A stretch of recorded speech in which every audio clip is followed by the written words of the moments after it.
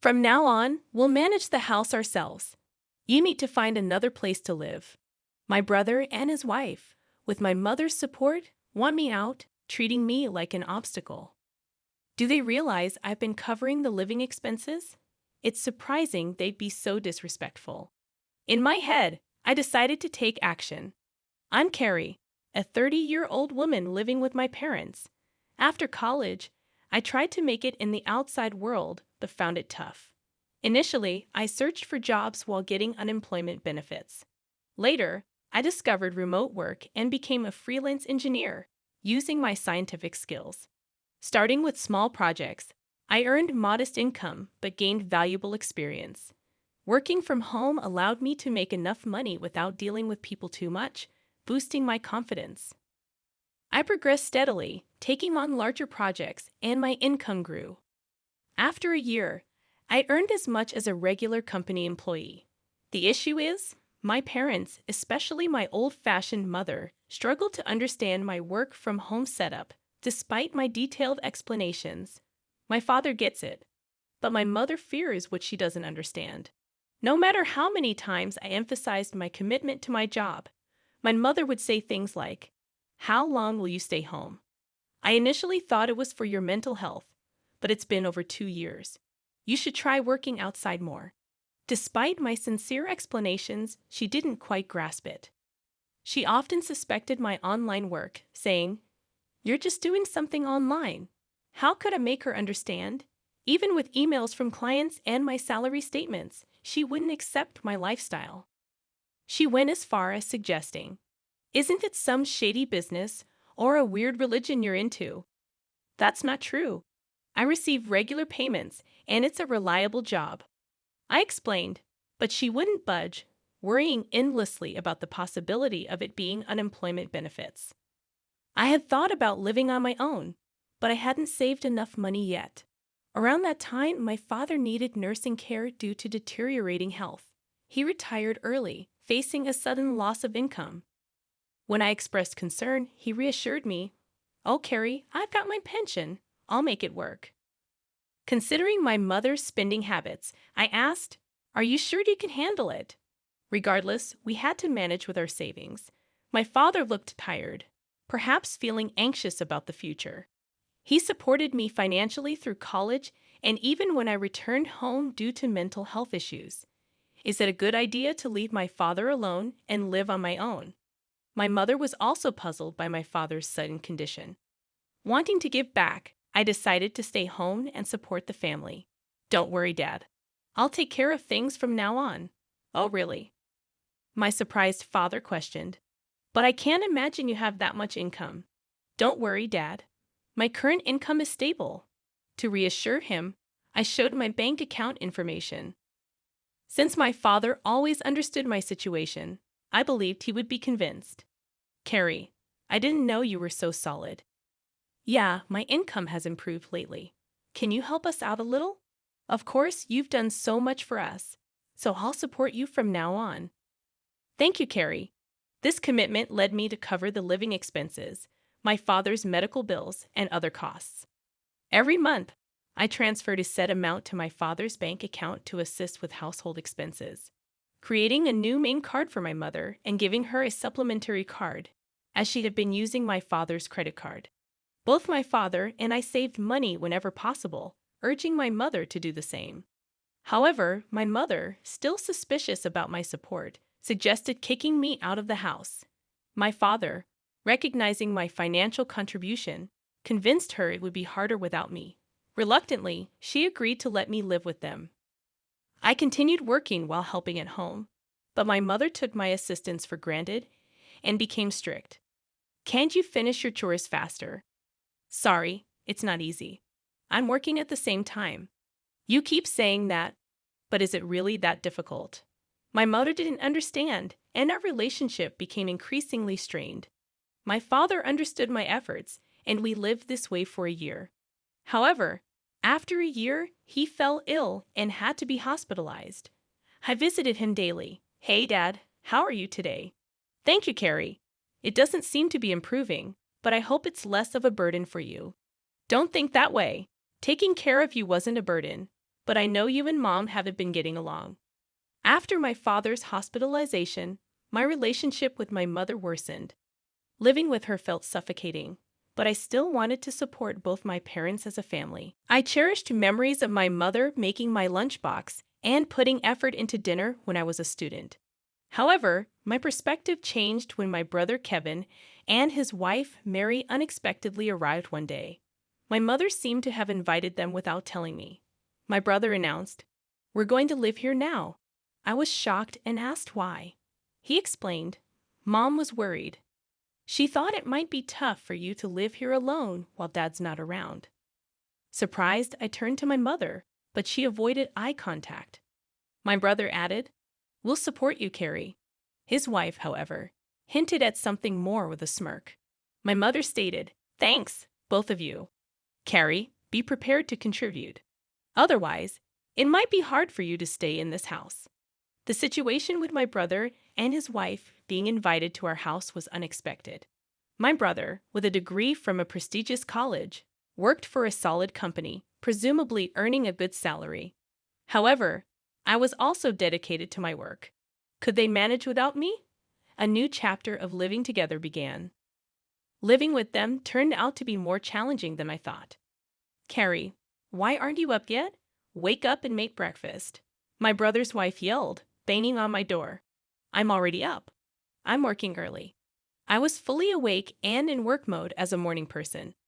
This was my most focused time of the day, and I wanted to spend it without any disturbances. "Really?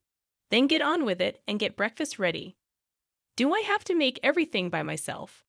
Our family usually had a relaxed morning, eating when and what we wanted.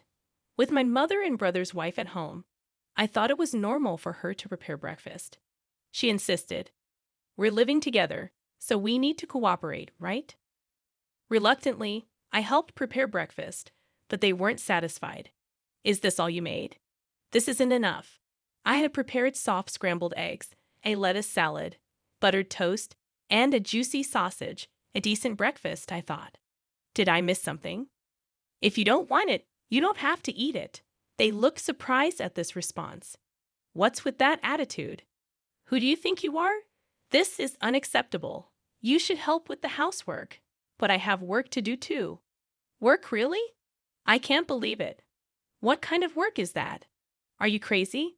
My brother and his wife questioned and scolded me. My brother, influenced by my mother, tended to look down on me and make fun of me. Despite this, my work time was precious. I headed to my room, packed my laptop, and left the house. "Wait, where are you going?" Ignoring my brother's voice, I went straight to my father's hospital room. He looked surprised as I entered. "Carrie, what's wrong? You seem flustered." I explained the situation, and my father expressed surprise. "I didn't know they were." "I'm sorry, Carrie. Don't worry about it. You can choose your own way of life." Feeling lost, I thought about my mother's comfort with Kevin at home. My father reassured me, "You don't need to stay where you're not comfortable. I want you to live happily, so live your life the way you want to." "Thank you, Father." Encouraged by my father, I decided to leave home. When I returned in the evening, a tense scene awaited me. My mother, brother, and sister-in-law looked serious. "Where were you, brother? Weren't you at work? I had to take the day off because of you." "How could you take a day off for such a reason?" Internally, I was surprised at how easily my brother took time off work. Wasn't that too irresponsible? Gradually, my brother and his wife's voices grew more heated. "Get out of here," he declared. "Why?" I asked. "Carrie, from now on, the three of us will live together. If you don't want to stay, please leave. We don't need your overbearing presence to support us." They attempted to kick me out of the house. "Carrie, that's enough. You don't need to be here now that your father is gone." Strangely, my mother echoed my brother and his wife, treating me as a hindrance. Did she comprehend my financial contributions to the family? Despite her monthly purchases of branded goods, what would she do when her allowance was reduced? I felt furious. No matter how many times I explained, my mother, brother, and sister-in-law ignored my story. It was getting unbearable. so I decided to employ a little trick. First, I transferred the money from the bank account linked to my mother's credit card to another account under my management. I hoped this would surprise her when she could no longer use her credit card. Additionally, I moved some funds from my father's account, which had been supporting the family finances similarly. Only my father's medical expenses could be covered from his separate account, unknown to my mother. Consequently, a significant portion of the family's financial responsibility now rested on my brother and his wife. Not knowing the details of my brother's income, I was certain he would now feel the burden more than ever. After completing all the necessary formalities, I packed my belongings and declared, "I'm leaving this place." My mother, brother, and sister-in-law looked surprised at my words. Despite their constant harassment, they didn't anticipate that I would actually take action. But as I observed their expressions, it seemed like they were enjoying the situation. "You're finally leaving. I'd never seen such a troublesome person. You won't be coming back, will you?" Their relentless belittling was unbelievable. "Of course not. Don't contact me." They smiled as I left, but what would they think after I departed? Internally, I smiled and embarked on a new life.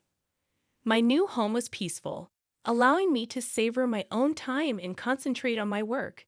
As expected, one day I received a call from my brother. "I told you not to contact me. What's wrong?" His voice carried surprise and urgency. "Oh, that? Yes, that's right. Why are you asking now? Why didn't you tell me? We had no idea." "Well, I did mention several times that I was working, but neither you nor Mom believed me, right?" Well, Mom said a lot of things, and I was a little confused, so that's not my fault, right?" "No, it's not. But I'm having a problem with money.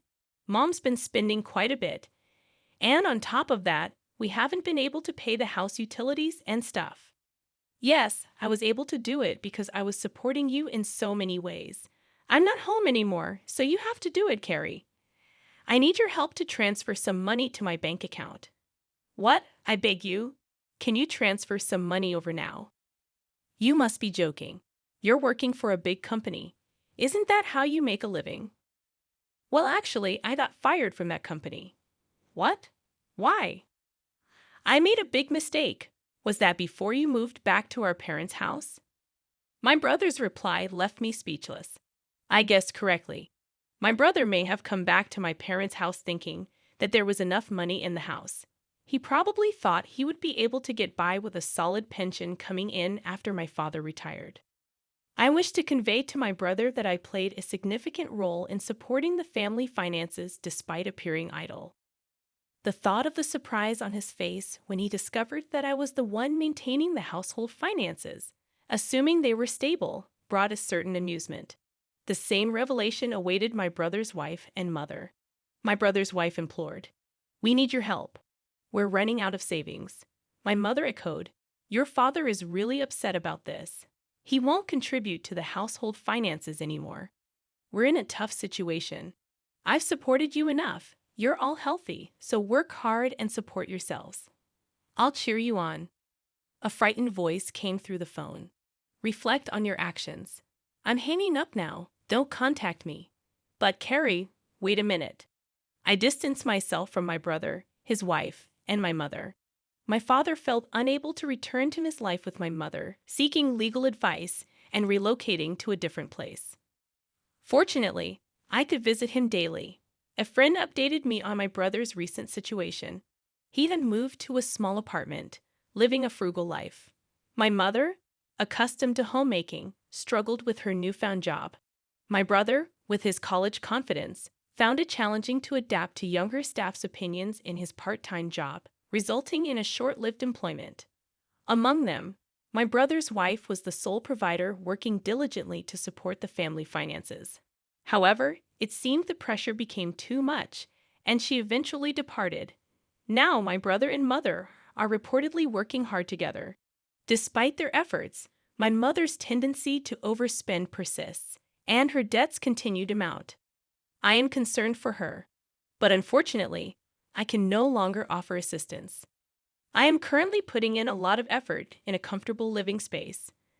My income is gradually increasing, and I'm contemplating trying something new. I aspire to visit my father daily and spend more time with him to witness his cheerful smile. When I turned 18, my parents told me to leave home. Now, at 30, I find myself without a place to live. My parents lost all their money, and I'm left on the streets. They never really wanted me. I was just an unexpected addition to their lives. When I was young, life was good, but things changed as I got older. My parents seemed less interested in spending time with me once I wasn't so cute anymore. They were always busy with their business, which was like their whole world. I didn't have any other family nearby, so TV and my teachers were like my family. Even on my birthdays, I often felt alone because my parents were too busy to celebrate with me. They just gave me money to buy whatever I wanted. Christmas and back-to-school shopping were pretty much the same story. We barely had a Christmas tree after I turned 10, but I managed to persuade my parents to get a fake one that I could set up and take down each year. If I had to paint a picture of my parents, they'd be the type who dress in black, enjoy their wine, and have a snobby attitude. The last time I saw them, they hadn't changed much, except my dad had started wearing a toupee. When I turned 16, I asked my parents if I could work part-time at their business, but they said there were no openings. It felt like they didn't want me there. Then, when I turned 18, they expected me to leave home since I was an adult. I was still in high school and working part-time, barely saving for college. Soon after graduation, they gave me an eviction notice and didn't help me move out. I had to rely on a friend's dad for help. I ended up in a rundown apartment, working in retail with no time or experience for college. Just a few months later, I got fired from my job because my manager seemed to have a grudge against me and kept writing me up for trivial reasons. I can't even recall what they were anymore. But I wasn't the only one treated unfairly. I reported the manager to corporate along with others who had similar experiences. Corporate investigated and eventually fired the manager for various reasons, although they kept most of it under wraps. I heard rumors about cigarette theft being one of the reasons, considering the manager was a heavy smoker. Despite corporate's actions, they refused to rehire me, only changing my termination to a layoff on paper to keep my resume clean. It seemed like they didn't want to give me another chance. I quickly ran out of money due to poor financial management and struggled to find steady work, leading to losing my apartment. Desperate, I turned to my parents for help, but they turned me away, leaving me homeless and forced to live in a tent during the winter in someone's backyard. My friends had moved on to college, leaving me behind as a broke kid doing whatever odd jobs I could find to survive. My luck changed when a neighbor of my parents discovered I was living in a tent and offered me shelter to avoid freezing. With her support, I pressured my parents into revealing how to contact my other relatives, although they were reluctant, likely ashamed of how they treated me. Despite their warning not to bother them again, they reluctantly provided me with a list of contact information. I reached out to my paternal grandparents, whom I hadn't seen since I was a baby, and they were overjoyed to hear from me, welcoming me with open arms when they learned of my situation. They immediately flew me over to live with them, essentially adopting me as their own. My parents didn't even bother to see me off at the airport, despite being invited. For nearly a decade, I had no communication with them. My grandparents, upon learning of my parents' mistreatment of me, disowned them legally, removing them from their wills. Although my parents claimed they didn't need anything from my grandparents, their financial situation eventually proved otherwise. After living with my grandparents for about a year, I saved up enough to attend community college. With their support, I earned an associate's degree and landed a good job, thanks to my grandpa's recommendation. Eventually, my grandparents decided to sell me their house so they could retire to Arizona. My grandma's health was suffering in the cold winters, and they wanted to move somewhere warmer. While I was sad to see them leave, I gladly bought the house from them at a third of its value. I'll have it paid off in a few years. My job requires me to travel frequently, keeping me away from home for weeks at a time, but I enjoy the adventure. Right now, I don't have any pets or a girlfriend. I'm focused on my career. However, I hope to find companionship in the future once I have some stability. I don't want to remain a solitary bachelor forever. Returning home after more than 2 weeks away in late 2020, I was startled to find an unfamiliar white van parked in my driveway. Concerned, I was about to contact the authorities when I noticed my parents' business logo on the side of the van, filling me with dread. To my disbelief, my parents had broken into my house and were making themselves at home. Despite my anger, they greeted me casually, as if nothing was wrong. I demanded they leave immediately, but they refused, arguing that it was my grandparents' house. I reminded them that they had sold it to me upon retiring, a fact they would have known had they been involved in my life. However, they persisted, claiming it was their right to stay as it was originally their parents' house. Frustrated, I retreated to my bedroom, locking the door, and called the police. When the police arrived, they were unable to resolve the situation.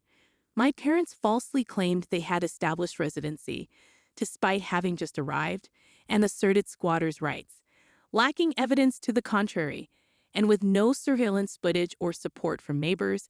I found myself in a stalemate. My parents even fabricated a story of a verbal rental agreement with me, and my mother resorted to tears to sway the officers.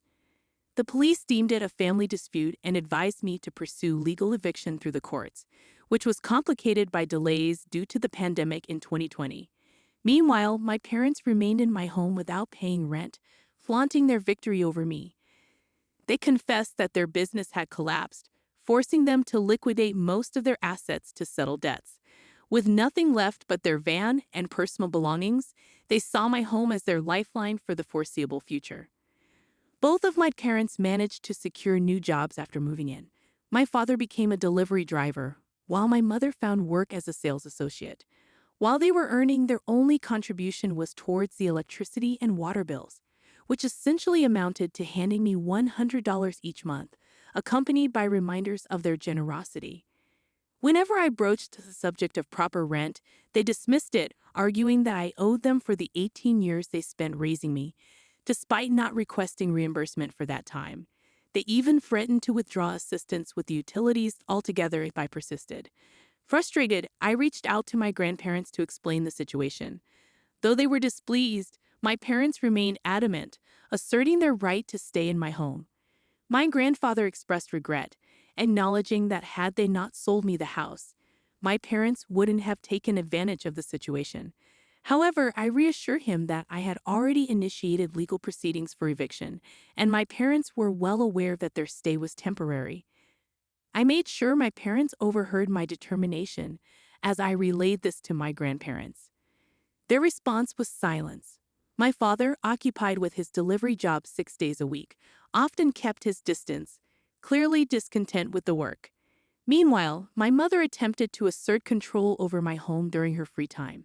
She insisted on rearranging my living room and even pushed for my parents to claim the master bedroom, arguing they deserved it as my parents. I rejected both demands, asserting that they were not entitled to special treatment and emphasizing that I did not owe them anything simply for raising me, a basic parental duty. It was evident they were trying to assert dominance to prevent eviction. After 4 months, in early 2021, I resorted to legal action against my parents for squatting. Despite their resistance and attempts at manipulation, claiming former ownership by my grandparents and citing their $100 monthly contribution, the lack of a formal rental agreement worked in my favor. Recognizing their futile attempts, the judge ordered their eviction within 30 days. They had no rightful claim to my house. After the court ruling, they confronted me, expressing disappointment for evicting their own flesh and blood. I couldn't help but laugh, seeing the irony in their words, and labeled them as hypocrites for their previous actions toward me. Their lack of concern for my well-being spoke volumes about their supposed parental love. I owed them nothing. They attempted to lay claim to everything that was mine, but their actions hardly reflected those of loving parents. I confronted them, calling them out as snobby, deceitful narcissists, and warned them to prepare for their departure, as I wouldn't hesitate to involve the authorities if necessary. My father's anger was palpable, but my mother intervened, preventing any further escalation. With sneers and tension thick in the air, they eventually left. the final month was fraught with attempts to guilt me or ignore me altogether. I marked each passing day on a calendar in the living room, eagerly anticipating their departure date, which I circled in red. I vividly recall the relief of March 2nd, the day they were finally gone. On the very day they were legally obligated to vacate my home, my parents stubbornly remained, despite having removed all their belongings and even resorting to sleeping on the floor of the guest room in a futile attempt to persuade me to let them stay. They only began searching for an apartment after the court's eviction order was finalized. My mother struggled for weeks to secure a place, eventually settling for a small and subpar studio apartment in a neighboring city due to the limited options available on short notice. The situation bore a striking resemblance to my own experience at 18, adding an ironic twist to the ordeal. I drove my mother to see the apartment, and it was in dismal condition. The walls were an unappealing baby green, the carpet appeared decades old, and the sole window offered a view of a nearby brick wall. Lacking modern amenities, there was no dishwasher, and the stove was unusually small. The bathroom facilities were outdated, with the toilet clearly in need of replacement. The thin walls offered little privacy, as we could hear the loud arguments of neighbors in the adjoining unit. Despite my mother's attempts to evoke sympathy with sad looks and subtle hints about my apparent guilt, I feigned ignorance until she relented. They promptly signed the lease and relocated their meager belongings to the apartment over the weekend. They insisted on taking the queen-size bed, dresser, and flat-screen TV from my guest room, which they had occupied for 5 months. Fed up, I allowed them to take the items, eager to rid my house of reminders of their presence. Their reaction implied they felt slighted, but they left without further demands. As soon as they departed for good, I wasted no time changing the locks on all exterior doors. With all their belongings now in the apartment and their last night spent in my guest room, I began replacing the front door lock while they loaded their van. Their silent observation did little to disrupt my focus, and they left without a word once the new lock was in place. A wave of relief washed over me as their van disappeared down the road.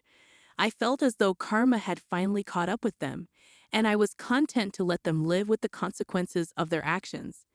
However, recent communication from my grandparents suggested otherwise. They recently contacted my grandparents to boast about their new business venture, similar to their previous one, now operating in the same state where I reside. Apparently, they're rapidly regaining their former status, enjoying financial success, and indulging in their familiar snobbish lifestyle. I couldn't help but feel a surge of resentment. After subjecting me to homelessness and squatting in my home for months, they seamlessly returned to their privileged ways. Despite my hopes for karma to intervene, their swift resurgence leaves me questioning its existence. Update. Thanks everyone for your helpful advice. I'm starting to see the value in selling the house, especially after discussing it with my grandparents. They support the idea of me moving closer to them if I decide to sell. Moving away would also mean my parents won't be able to track me down easily, which is a big plus. I'm exploring the possibility of getting transferred to a southern location by my company, which I think I'd enjoy due to the warmer climate. Winter has never been my favorite season, especially after having to live in a tent before. Since I'm not deeply rooted where I currently live and don't have many close friends, starting fresh elsewhere doesn't seem too daunting. While I do have some sentimental attachment to this house, it's not like I grew up here, so I'm open to the idea of moving. I understand the importance of beefing up security with more cameras, and I'll be looking into that. Regarding how my parents managed to break in and deceive the police, it was shockingly straightforward. They found an unlocked window, grabbed my spare keys, and then fabricated a story about having a verbal agreement to live here. They even went as far as changing their address with the DMV online to make their claims more convincing. Unfortunately, the police didn't offer much help and just advised me to go through the eviction process. I regret not getting their badge numbers to report their negligence. Quick update. Yes, my parents redirected their mail to my house, adding another layer to their residency claim. If they stayed in my house for over 30 days with my supposed permission, squatters' rights could legally make them tenants. They manipulated the situation and used every tactic to convince the police they had the right to be there. With no clear evidence of how long they've been living in the house, it became a messy finger-pointing situation, leaving the police uncertain. This led me to pursue eviction through the courts. I did withhold the Wi-Fi password from my parents, since they weren't contributing to the utility bills. However, they found a workaround by using their smartphones as hotspots for internet access during their stay. As for suggestions about leaving negative reviews or exposing my parents' past, I've decided to take the high road and move on. However, if they're involved in fraudulent activities with their new business, I'll be watching with interest to see how it unfolds. Update 2. For those skeptical about the 30-day rule concerning squatters, here's the direct law in the USA. In many areas, if someone resides on your property for over 30 days with your consent, they can claim certain rights, legally becoming your tenants. This often requires following an eviction process. Even in cases where no permission was given, if an unoccupied property is unlawfully entered and lived in, specific rules still apply. My parents manipulated the situation by fabricating permission and misrepresenting their duration of stay in my house, prolonging the eviction process to 5 months. Now you have the facts. Update 3. 5 days later, after some investigation and discussions within the family, I've discovered some curious details about my parents' sudden resurgence into business after bankruptcy. Contrary to speculation, their venture isn't an NLM, even they wouldn't stoop to such tactics. Their new business is notably smaller than their previous one, employing only the two of them compared to their former staff.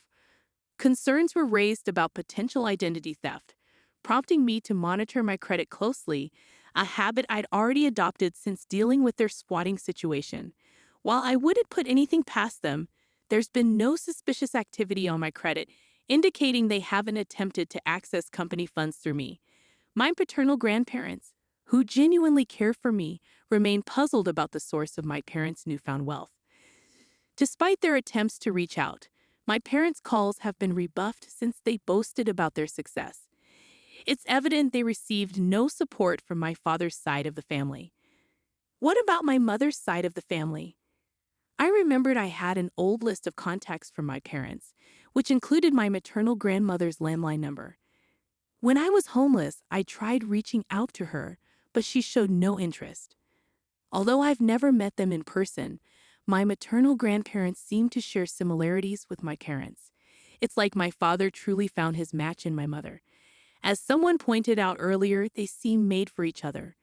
I managed to reconnect with my maternal grandmother only to learn that she's been divorced for a while now, and my maternal grandfather passed away 7 months ago, leaving a significant inheritance to my mother.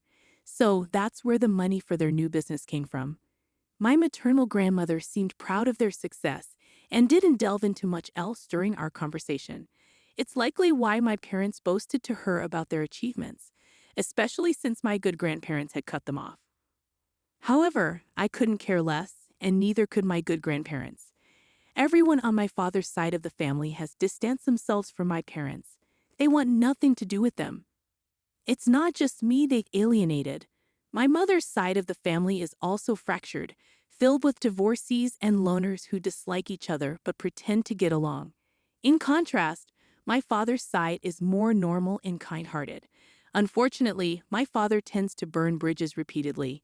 Even when I was born, my grandparents wanted to be involved in my life, but my parents kept me away from them for some unknown reason. I'm not entirely sure why they did this, but I suspect it's because they didn't want to face judgment for their own parenting. I would have preferred if they had sent me to boarding school or to live with my grandparents. But I suppose narcissists need someone to belittle to feel satisfied. I can only imagine the things they said about me behind my back all these years. Nevertheless, it seems my parents didn't break any laws to start their new business. At least nothing reportable to the IRS. There's no law against using inheritance money to kickstart self-employment, and my mother inherited everything from her father, including his house and land, where my parents now live. It's not the fanciest place, but it's decent, comparable to my own home. This means my parents have a place to stay without bothering me anymore. I'm considering selling my house and relocating, but unfortunately, my current employer doesn't have a branch in Arizona. So my options are either to resign and seek employment in Arizona after selling my house, or to stay put and hope my parents don't bother me again.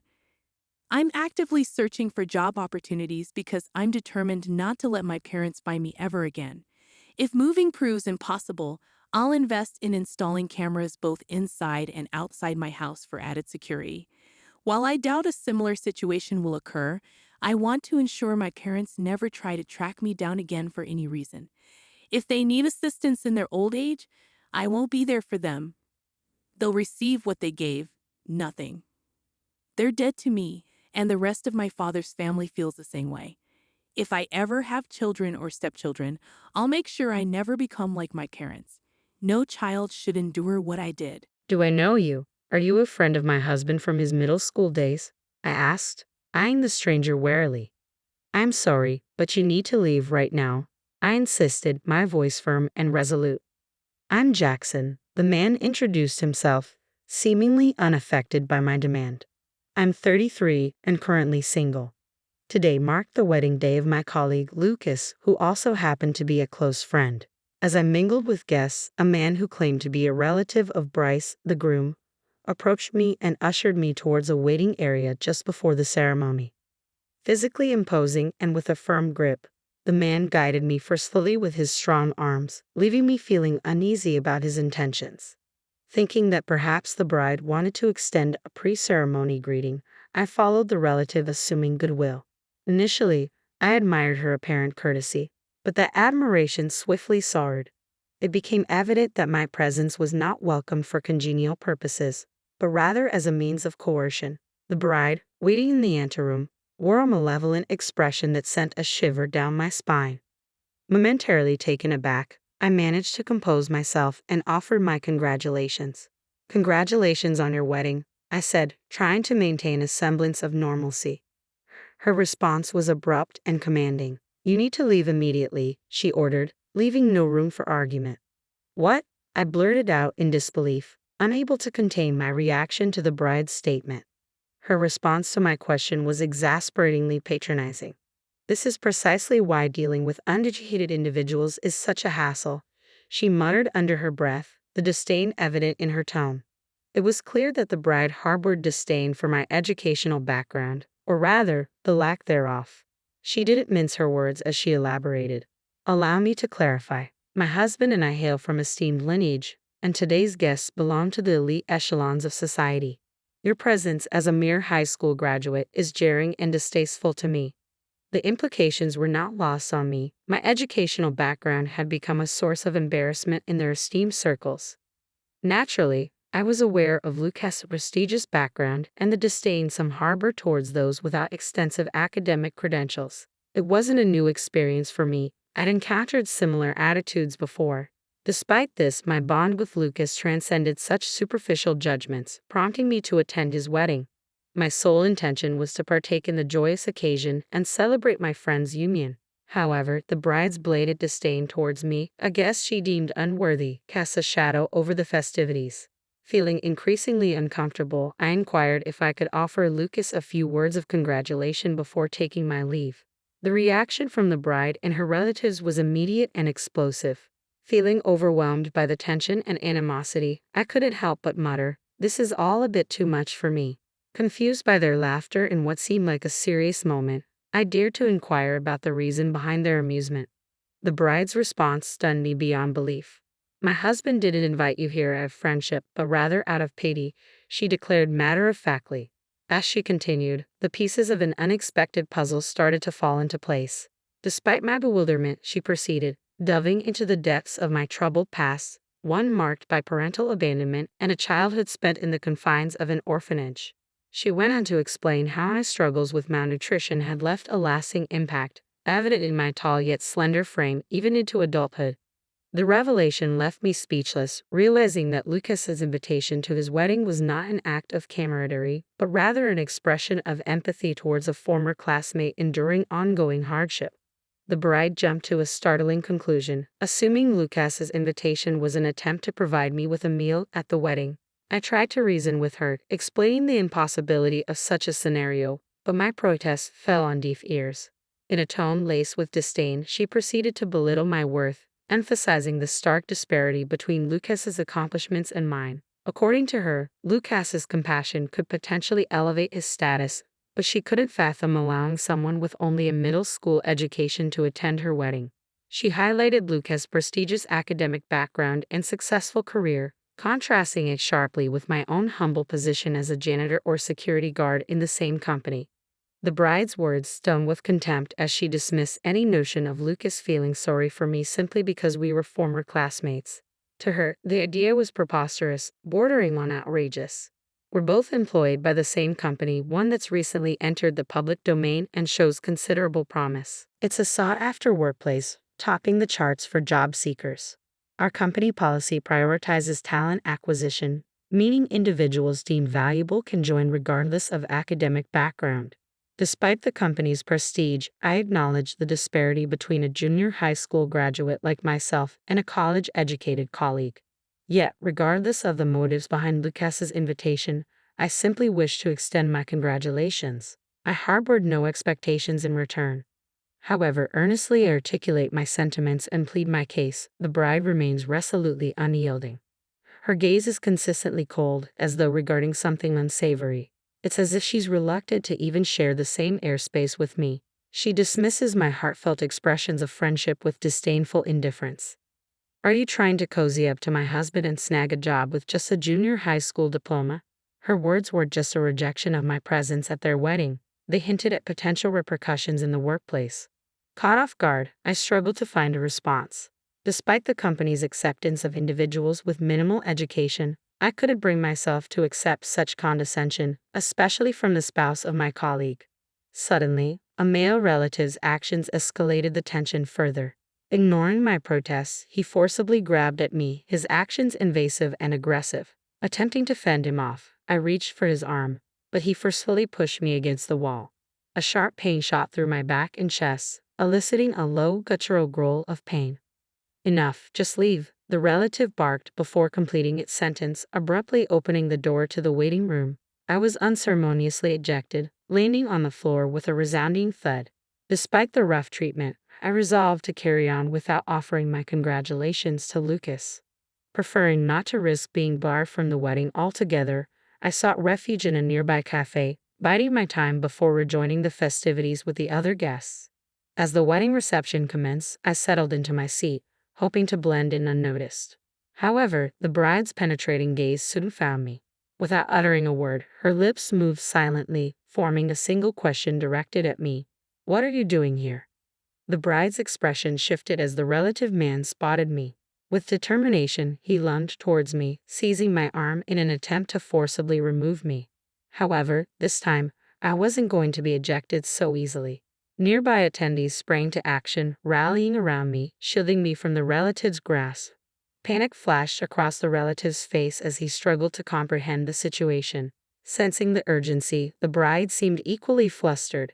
Seizing the moment, I grabbed hold of a nearby microphone and addressed the bride, who remained bewildered by the unfolding events. Bride, I owe you an apology for my earlier words. My desire to witness Lucas's wedding led me here today, I declared loudly, ensuring my message reached her despite the chaos surrounding us. Lucas, seated at the head table, overheard our exchange and interjected with confusion and concern. What's happening here? What's all this about? He demanded.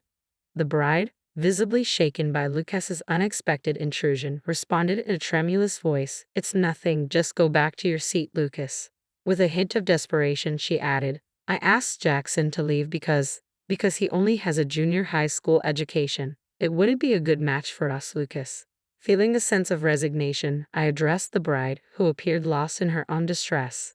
I apologize for any inconvenience I've caused. If it's what you desire, I'll sever all professional ties with Lucas. Please forgive me for any disruption I've caused. A hush descended over the entire hall as my declaration hung in the air. The bride was the first to break the silence. What? Fired? What's going on? Lucas's voice quivered with confusion. What did you just say? Recognition dawned on Jackson's face as he processed my words. That's correct. I am Jackson, The president of our company, I affirmed, my tone steady. I may have only graduated from junior high school, but I founded a delivery company at the age of 16. With nothing but a bicycle, I transformed it into a major corporation over the span of a decade. And in response to changing consumer habits, we swiftly transitioned into a publicly traded entity. Lucas wasn't just a friend to me, he was a lifeline, a source of unwavering support when I needed it most. He shared his meals with me, showing kindness and compassion during times when I struggled with malnutrition. Raised in an orphanage until the age of 15, I lacked the familial stability that Lucas enjoyed from the age of 12, when he was adopted by his current parents. Despite our different upbringings, Lucas and I remained close even after our paths diverged geographically. When we embarked on the journey of entrepreneurship together, Lucas vowed to dedicate himself to our shared vision. Witnessing his transformation from a shy individual to a confident groom filled me with immense joy. My determination to congratulate Lucas stemmed from a deep-rooted friendship and gratitude. I remained steadfast even in the face of the bride's objections. Unbeknownst to me, the bride's disdain stemmed from my educational background, yet I was unaware that being a junior high school graduate didn't preclude me from holding a significant position within our company. The authority to terminate employees rested with me, a fact that the bride herself had acknowledged when she requested I sever ties with Lucas. I gently assured her that I had complied with her wishes. In response, she uttered a cold remark, confirming Lucas's termination. The bride, previously frozen in shock, muttered disdainfully, "Fired? If you're such a failure, I have no use for you." Without hesitation, she renounced the marriage entirely, citing my lack of elite status and high income as deal breakers. It was a startling turn of events as she promptly called off the engagement with Lucas, who had just been dismissed from his job. The attendees erupted in uproar at her abrupt declaration. Amidst the chaos, any semblance of our previously amicable relationship vanished. Accusations flew as she labeled the situation a marriage scam, demanding compensation from Lucas for the broken engagement. Lucas's revulsion was palpable in the midst of the chaos. Quietly, I reached out and tapped the bride on the shoulder as she continued to raise her voice.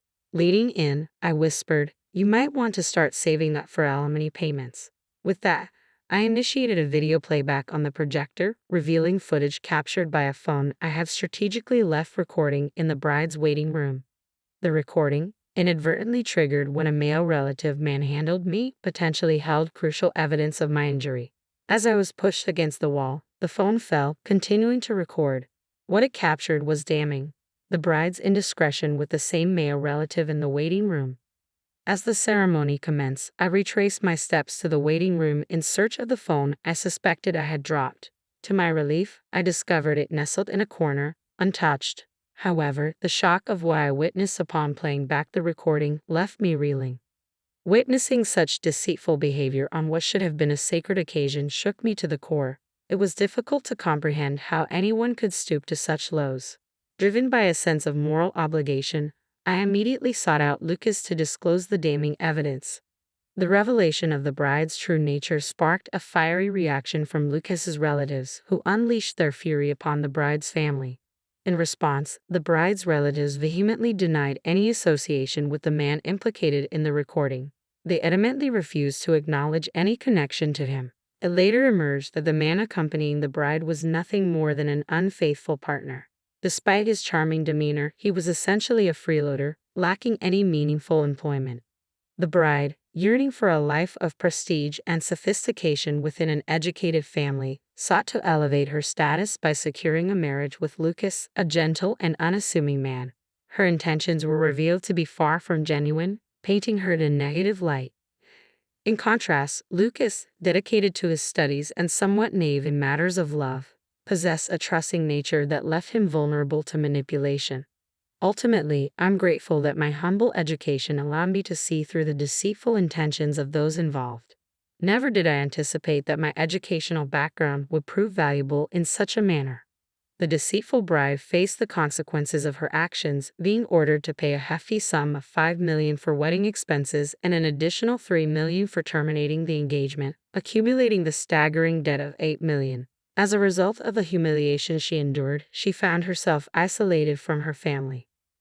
Her unfaithful partner, alarmed by the overwhelming debt, fled the scene, leaving her to face the repercussions alone. With her once inviolable life now in shambles, the bride was forced into a solitary existence, residing in a rundown apartment and toiling tirelessly day and night in a desperate attempt to repay her debts. The arrival of the deceitful woman inadvertently strengthened the bond between Lucas and me, fostering a deeper friendship as we navigated through the ordeal. Meanwhile, our company experienced a period of rapid and steady growth. Observing Lucas's enduring desire for marriage, I contemplated accompanying him to a matchmaking event in the future. At my baby party, Mill got really angry and said mean things to me. She even tried to pick a name for my baby, but then she caused a big problem and the police had to take her away. I'm 29 years old and married to my amazing husband, Gary. Right now, I'm pregnant with our first baby, which is really exciting. Gary and I have been together for a long time. We got married 4 years ago. We've been trying to have a baby for a while, and we were really happy when we found out I was pregnant 6 months ago. We've been through a lot together, but we always stick together. The news of our baby coming soon has made us really happy. Every day gets us closer to meeting our little one, and we're so excited.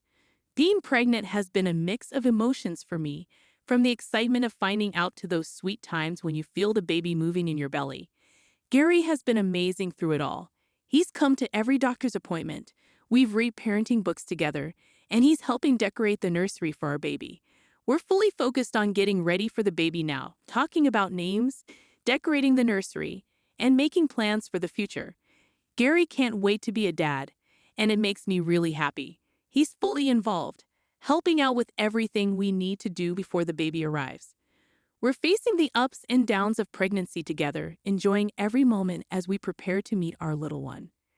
2 months ago, we decided it was time to tell our family the exciting news about my pregnancy. We waited until after the first 3 months of pregnancy had passed, and we were sure everything was okay before telling them.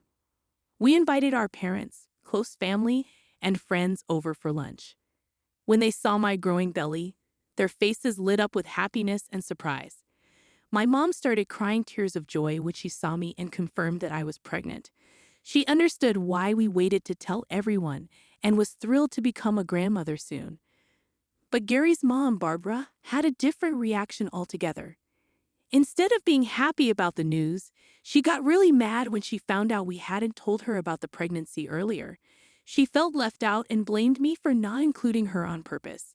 Even when I tried to explain why we waited, she stayed angry and didn't want to talk to me anymore.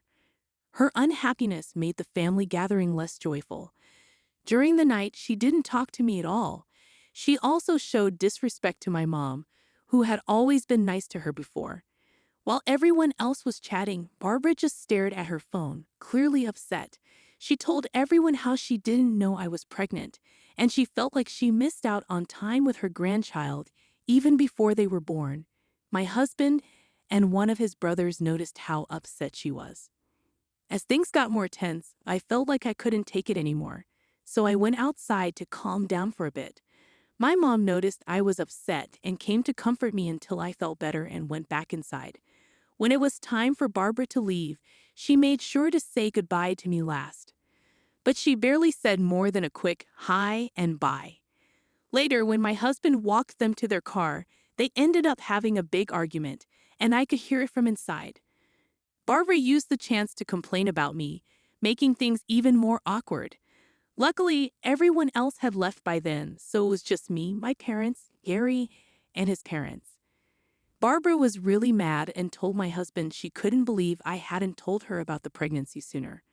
My husband calmly explained that we waited until we knew everything was okay before telling anyone. The Barbara started yelling after hearing this. It was a difficult conversation. Barbara, I should have known about our grandchild right from the start. Gary, Mom, it wasn't about who deserves to know. We both decided together. She just wanted to be careful. Barbara, careful? I'm her mother-in-law. She should have trusted me. It's all her fault. At this point, my husband got really mad. He had been holding back, but when his mom kept blaming me, he got angry. He told her firmly that it wasn't just my decision, it was ours. He said if she was blaming me, she should blame him too. He told her to stop overreacting and get over it. Barbara said he should see things clearly and not let me control everything. She said as his mom, she should have known first about her grandchild. But my husband didn't back down. He told her to stop attacking me and said he loved her, but she needed to leave and calm down before she said something she'd regret. As Barbara walked away, my husband looked frustrated and disappointed. I didn't realize tears were running down my face. Her words hurt me a lot. Gary noticed I was upset and quickly comforted me, leading me back inside. My parents stayed back, sensing the tension until I felt better. Barbara didn't stop there. Later that night, I got a message from her, and I felt really anxious about what it would say. Her message said, "I'm really disappointed in you. You purposely kept important news from me, and I can't forgive that. I can't believe you didn't tell me about my grandchild right away. This isn't how a family should be, and it hurts me. Instead of saying sorry for what you did, you're causing problems between me and my son. Shame on you." Her message made me feel really upset and angry. I showed it to Gary, and he was furious. He couldn't understand why his mom was being so mean and blaming me. Gary decided to call her and tell her not to send such mean messages because it made me feel worse. He even said he'd stop talking to her if she kept acting this way. Barbara seemed to listen to Gary's serious words. She changed her tone when faced with the idea of being cut off. Instead of admitting she was wrong, she suggested a solution. She said she'd forgive us if we let her throw us a baby shower.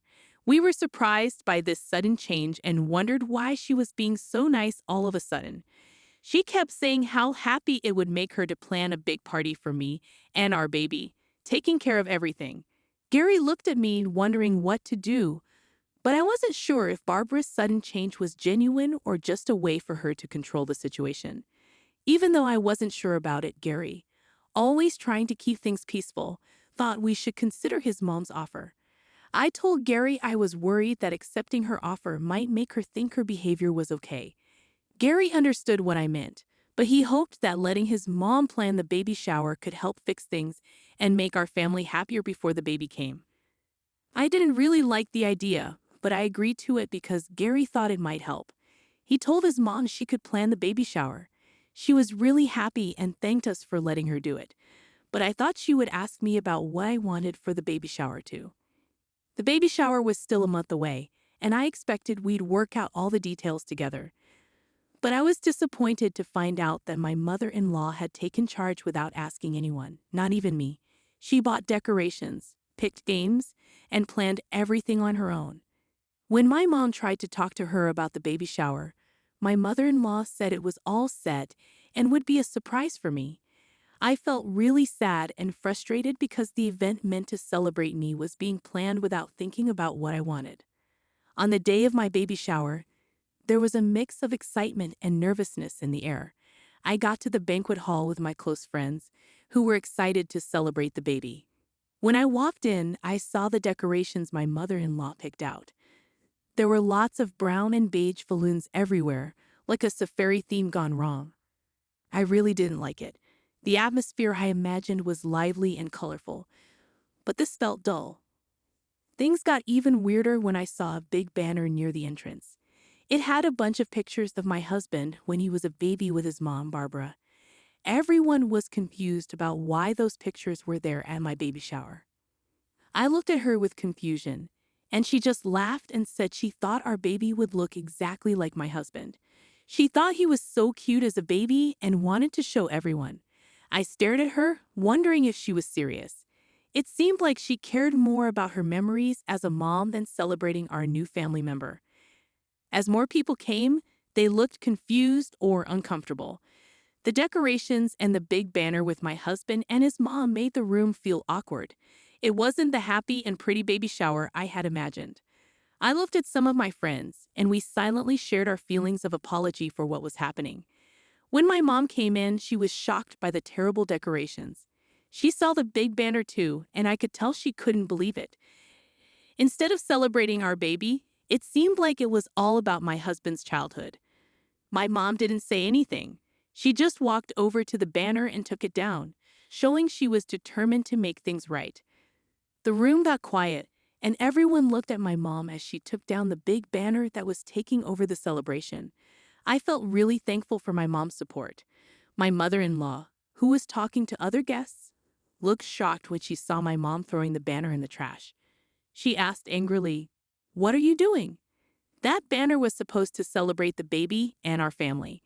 But my mom stayed calm and said, "This party is about my daughter and her baby, not about showing off your achievements."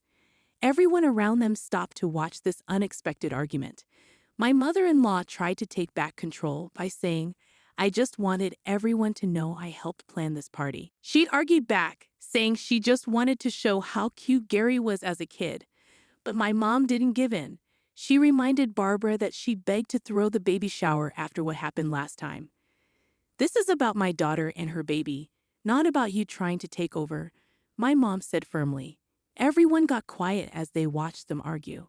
Barbara realized she wasn't getting her way and went back to talking to other guests with a fake smile.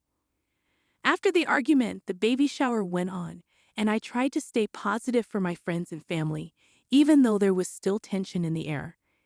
I didn't think there would be any more surprises from my mother-in-law, but she seemed to be drinking a lot for a baby shower. I couldn't really say anything to her about it, though. We played some games, and slowly, everyone started to have fun.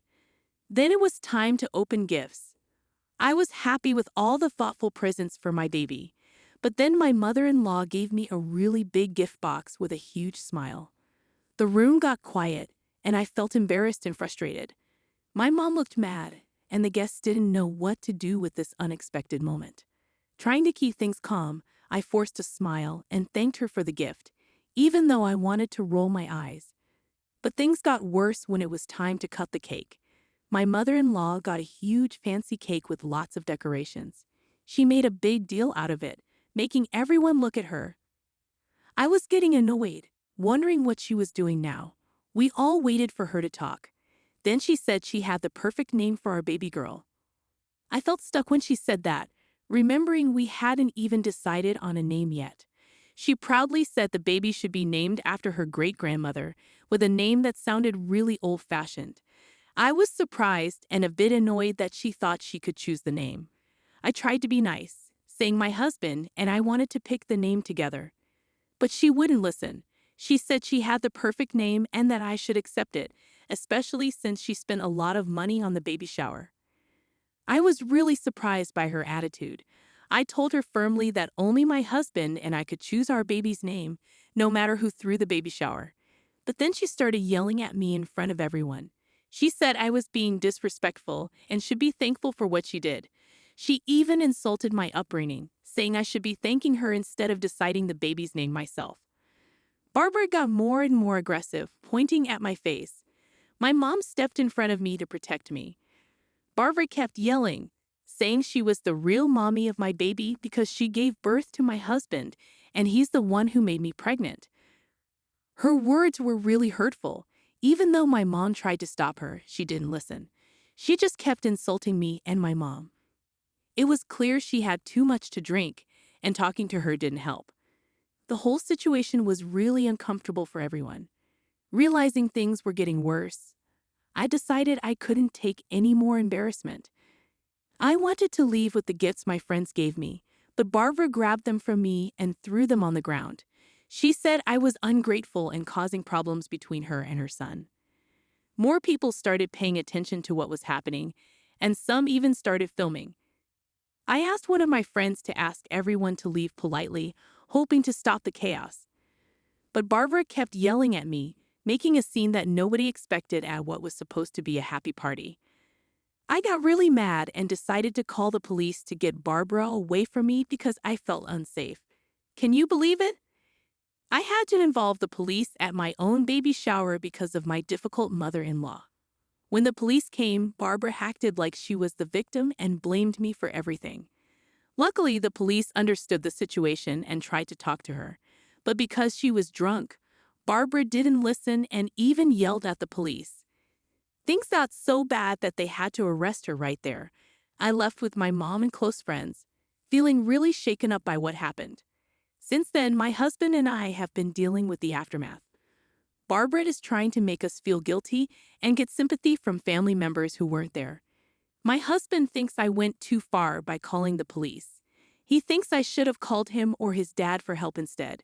So, Reddit, do you think I was wrong for calling the police on Barbara for ruining my baby shower and pretending to be the baby's real mom? Update 1.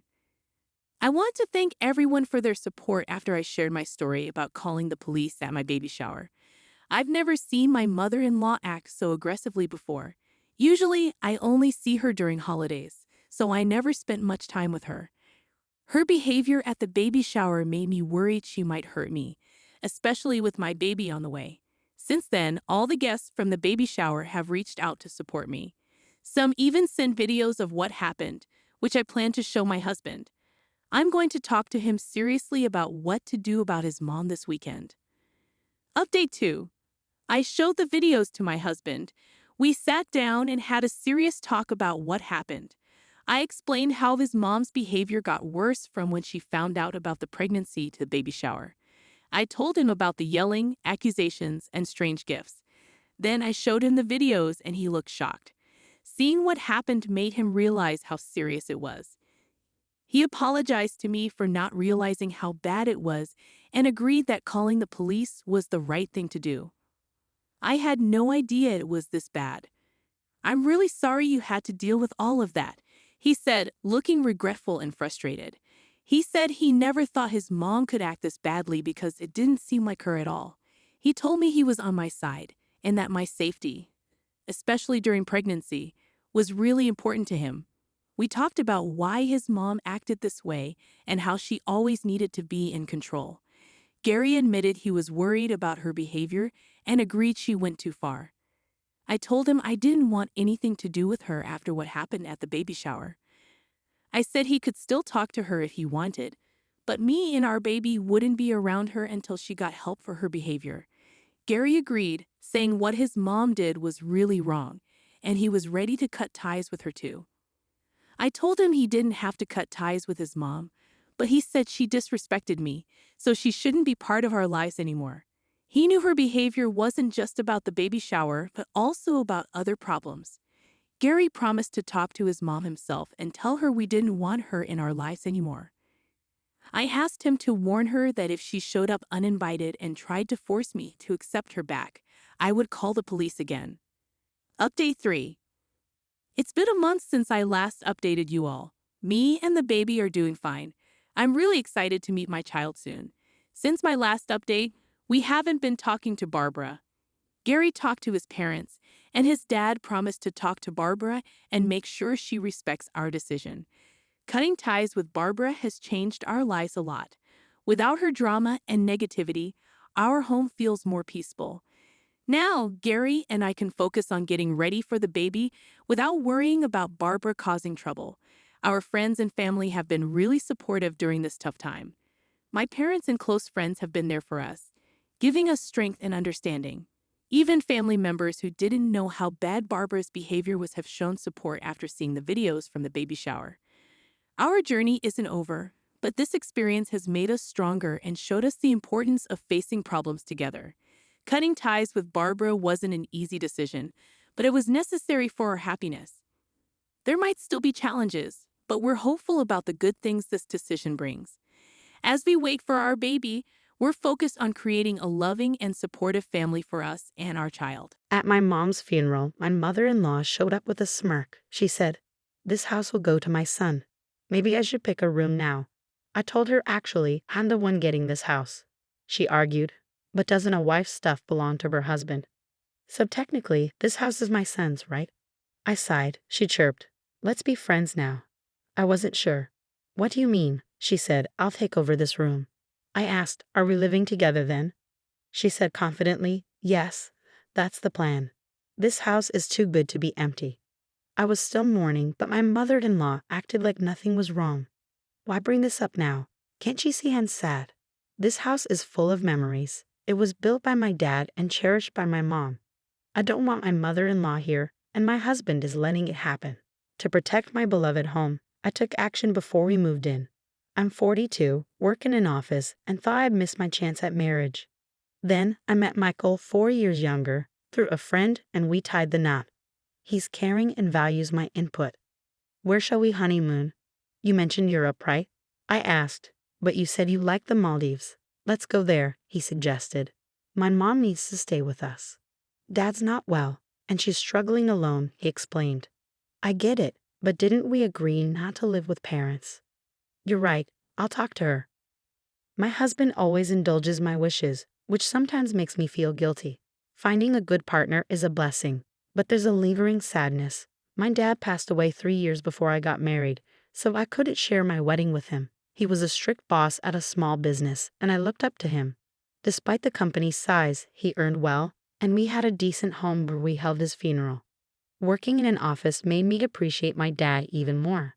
Then, 2 years after our wedding, my mom also passed away.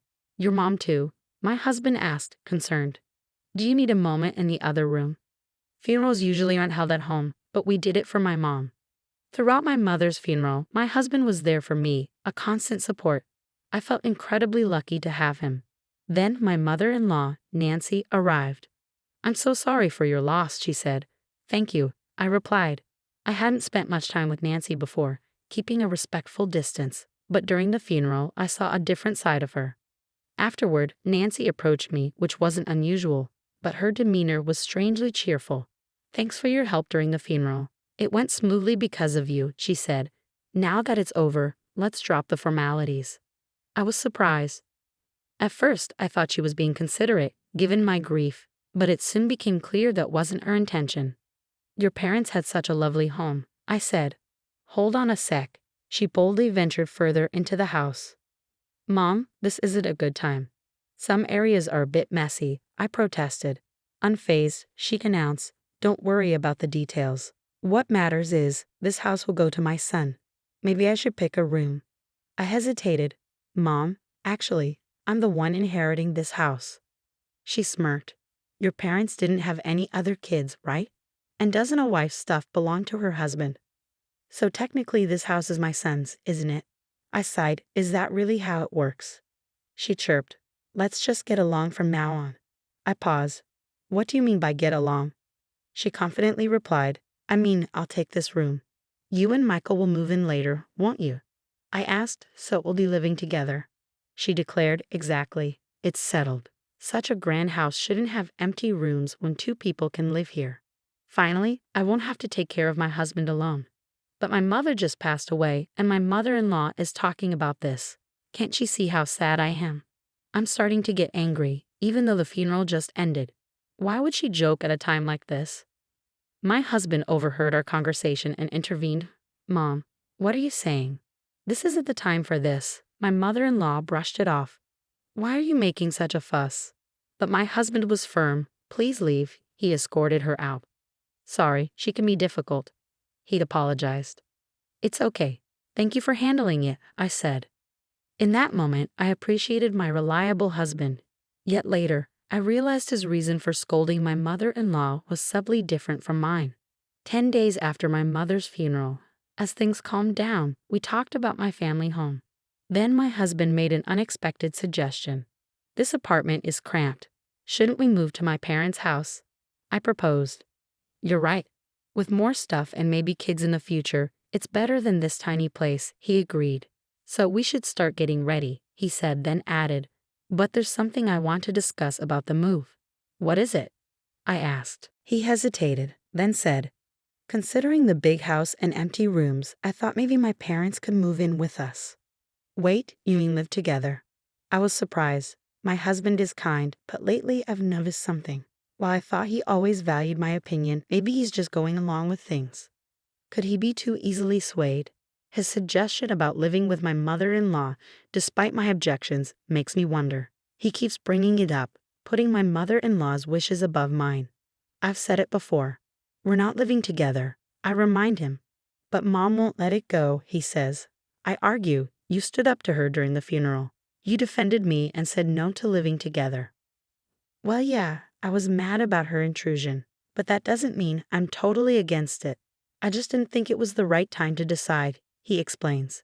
It's clear. He nods along and passes on my words, but he seems more inclined to agree with my mother-in-law. Plus, despite advocating for proper discussions, he keeps his distance and avoids making firm decisions. Maybe he thinks he's staying neutral, but people like him can be tricky. They convince themselves they're neutral and can make the right calls. It's frustrating. Anyway, I refuse to live with someone who barged into my parents' house on the day of the funeral and suggested taking over a room. I've said it before, and I won't budge. Tell your mom that, I tell him. Why? It really bothers you, he responds. Fine, I'll tell her myself. Well, I had mentally prepared for the possibility of living with my in-laws when we got married. Witnessing my mother-in-law's behavior at my mother's funeral made it clear. Living together in my cherished family home, built by my father and lived in by my mother, is out of the question. And now, with my husband's lack of assertiveness apparent, the idea of cohabitation is unthinkable. When my husband relayed my opposition, my mother-in-law directly challenged me, asking why I was against it when we have such a spacious house. She insisted that as Michael's wife, his parents are now mine too. I've already declined living together. I'm sorry, but with my husband's mobility issues, it's too much for me alone, I explain. So you're abandoning us? Did you even listen to your husband's reasons? My mother-in-law counters. I'm sorry, but after this heartless response, I won't ask anything of you anymore, she retorts.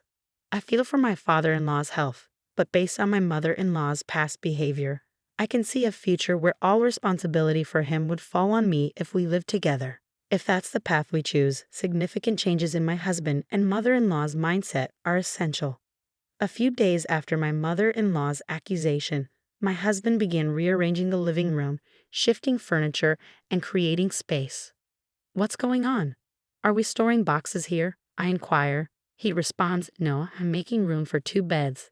The mention of 2 beds sends a shiver down my spine. Are your parents coming to stay? I cautiously ask. No, they're moving in, starting today. This is truly the worst, he admits. Despite my objections to living together, my husband and mother-in-law have decided on it. She said she wouldn't rely on me anymore, yet she's turning to you instead. Why? I ask. He explains, their lease is up, so we agreed they'd move here instead of renewing. It'll be crowded for 4 people, but we're moving soon, right? Just bear with it for a bit. But that's not what I meant. Why is cohabitation even an option? I've said before I don't want to live with someone who barged into my parents' house on the day of the funeral and suggested taking over a room. I'll talk to Mom. From now on, we'll be living together, so please try to get along, he insists. Why do you always side with your mom? I question him. He explains it's not about favoring her. I consider both your opinions and make a decision. My husband, usually accommodating towards my mother-in-law, seems to have fallen into her cohabitation plan. Maybe he's unknowingly influenced by her, thinking he's making independent choices. I used to see my husband as kind and caring, but paired with my mother-in-law, he becomes quite a challenge, and now I'm reluctantly pushed into living with my in-laws, just as I feared. This apartment is too small for 4 adults. We'll manage until we move, I remark. It's frustrating. She just arrived, and now she's complaining about the room. I apologize for the sudden addition of 2 elderly people. We'll try not to inconvenience you. If your mobility issues cause any problems, please let us know. My father-in-law, Tommy, who has mobility issues, seems better than expected. He experiences minor discomfort when moving, but nothing serious. Was my mother-in-law genuinely struggling to care for him? He's polite and even offers to do things on his own. Unlike my mother-in-law, he doesn't seem troublesome. Or so I thought. Is there a pharmacy nearby? I forgot my medicated patch and need to buy one, my father-in-law asks. Wait, dear. With your mobility issues, it's best to stay here. If you fall outside, it'll inconvenience Michael and others, right? Ask them to buy the patch for you, I suggest. But I usually buy it myself. Didn't they say to let them know if you need help? Well, you have a point. Sorry, but I need it urgently. Can you go get it for me? He sighs. Of course. While fetching a medicated patch might seem trivial, why does my mother-in-law make decisions without involving me? And though my father-in-law seems polite, he appears to follow my mother-in-law's lead. Just like my husband, he's become her yes man. It's a small errand this time. But as we continue living together, I fear everything will eventually fall on me. Can I let these people move into my parents' cherished home? It's not a laughing matter. If they move in, they'll tarnish the house. I must find a way to protect my parents' legacy. As my mother-in-law and father-in-law prepared to move into my parents' home, I decided to take preemptive action. My mother-in-law was in good spirits, eager about moving into a spacious house. Hey, can we borrow the key to your parents' house? We want to check out our rooms. I have some errands, so I'll give the key to Michael, she requests. Michael, can you drop us off before heading home? We want to visit the storage room where we left our stuff. We need to measure furniture sizes, she adds. Sure thing. I'll take the key, I reply. Despite my mother-in-law's cheerful demeanor, there were no conflicts between us, and about 10 days passed uneventfully. However, behind the scenes, my preparations were steadily progressing. Okay, everything's set for the move. Life in that house will start soon, I announced once my husband and in-laws finished their preparations. I have something to discuss, I said. What is it? Spit it out, my husband urged. Is it about our move celebration plans? My mother-in-law wondered. No, we're not moving there, I clarified. What? What do you mean? She exclaimed. I handed over a document. This is my application to renounce my inheritance, I said. Renounce your inheritance? That's a joke, right? My husband protested. It's no joke.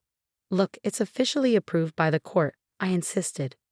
That house means a lot to me. I couldn't bear to see you living there, so I've decided to let it go, keeping it as a cherished memory in my heart, I explained. What madness possessed you? You could have sold it for money even if you were giving it up. Why abandon it? My mother-in-law scolded. Even if I sold it, you'd just rely on the money.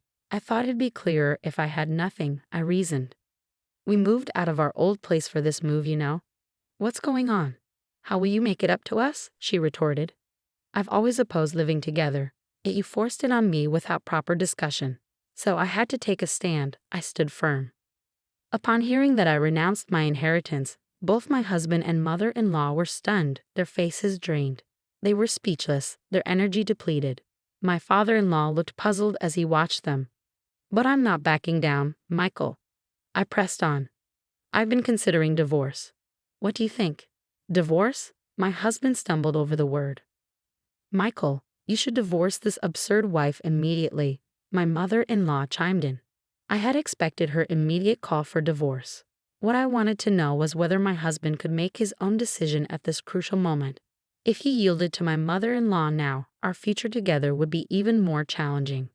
Even being suddenly asked about divorce is troubling, Mom, my husband muttered. His response was pending, but my determination to go through with the divorce had solidified. Fine, divorce is the only option, my mother-in-law snapped. Michael, it's unavoidable. Your mom is adamant, my father-in-law intervened. Well, it seems you also want a divorce, and maybe that's for the best. Even in significant decisions, my husband and father-in-law remained yes-men to my mother-in-law. And now my husband's words made it seem like he was changing his mind for my sake. Very well, I declared. Let's proceed with the divorce. I'll move out with just the essentials. I spent the night at a budget hotel. The next day, I had urgent matters to attend to, so I took a half-day off work and went back to the courthouse. A few days later, my mother-in-law called me. What's this about the house becoming yours? She demanded. Why the sudden concern? Did you learn about it during the estate division process? I asked. Yes, that house is rightfully mine. You forged documents and deceived us, she accused. Why would I forge court documents? Those are genuine, I replied. Then why is the house going to you when you were supposed to renounce the inheritance? She pressed. After that, I withdrew the renunciation application. Renouncing an inheritance is complex. Once filed, it takes about a month to be accepted, during which it can be withdrawn. The documents I showed were from the application stage, not acceptance. I made you believe I had given up the house and mentioned divorce to see your reactions and plan my next steps. I hoped Michael would oppose divorce. But your mindset didn't change, I explained. So the house really becomes yours? Since it was acquired before the divorce, it's subject to property division, right? She inquired. In such cases, you two would split the proceeds from selling it. She tried to assert her claim. But I had prepared for this. If it were jointly acquired, it'd be shared property. But it's inherited, so it's exempt from division. Unfortunately, specific assets like this aren't eligible for division, I reiterated. Did you consult a lawyer when you found out the house would be mine? She asked. If Michael had paid off the house loan or covered renovation costs, those expenses might have been considered, but I assumed that didn't happen, I replied. What about the money Michael would get through property division? She pressed. We've only been married a short time, so there's not much. Maybe just the car, though it still has a loan on it. I explained. You're selfishly claiming the inheritance, aren't you, heartless? She accused. I'm protecting my parents' memories. I don't want people like you in our home. If you have further complaints, consult a lawyer, I responded firmly. After the call, divorce proceedings went smoothly. Presumably, she urged my husband to divorce me promptly. Regardless, the divorce was finalized and I no longer had to deal with my in-laws. I felt relieved, as if I'd safeguarded my father's home. After I moved out, my former in-laws stayed in the apartment my ex-husband and I used to share. It wasn't spacious, so even with one less person, it must have felt cramped. They explored other housing options, but faced challenges due to their age. Eventually, my ex-husband rented a smaller single-family home for them to live in together. Though smaller, it's still a house. So the rent is likely higher than for the apartment. He'll need to support them going forward. My ex-husband is in for a tough time. My former mother-in-law was excited about the large house my father left behind, but now she's settling for a smaller home. I imagine she's disappointed. As for me, I've started a new life in my parents' house. It feels comforting, as if they're still with me. If you enjoyed this story, consider subscribing to the channel. Until next time. I spent $200,000. Kenny, who didn't even come to my mom's funeral, had suddenly flown overseas. $200,000. What did you do with all that money? Remember our nice piano at home? I sold the dude. Being from a rich family has its perks. It was a good piano. I never thought it would sell for $200,000. Kenny thought the piano at home was his, but he was wrong. My condolences. I get all the inheritance from the family estate.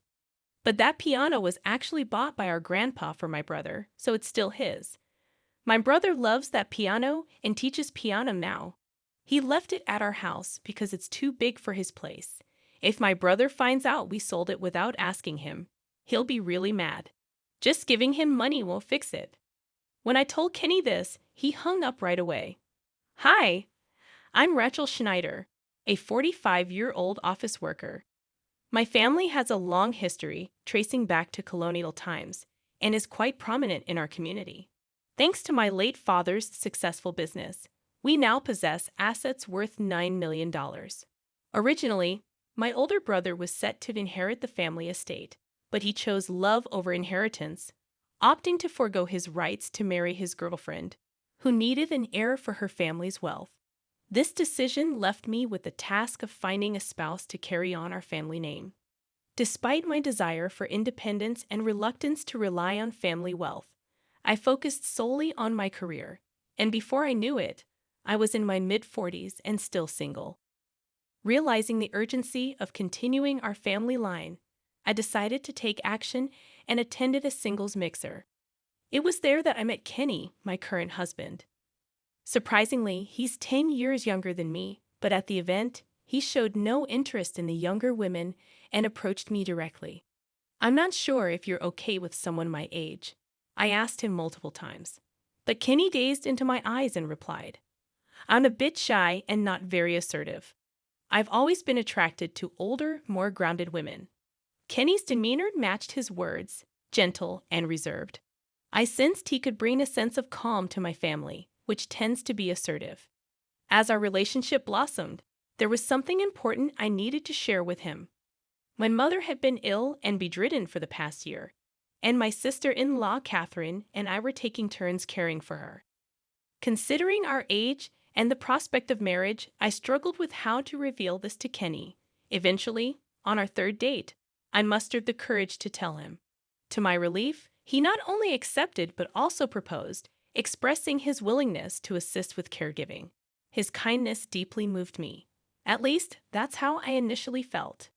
Kenny works as a daycare teacher, but just 4 months into our marriage, he expressed a sudden desire to quit his job.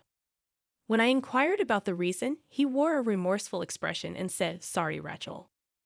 The parents at the daycare are too demanding and complain a lot. I can't handle it anymore. It was evident that Kenny was struggling, appearing so timid. Normally, I would have encouraged him to persevere, but with him assisting in my mother's care and my pregnancy progressing, I remained silent. However, I soon began to regret my leniency. One day, as I exited the shower and approached the bedroom, I overheard Kenny whispering on the phone. What I heard left me shocked and unsettled. I managed to tie the knot without her suspecting a thing. I'm jobless. She bought my story about quitting work hook, line, and sinker. Little does she know, I ditched that job 2 years back.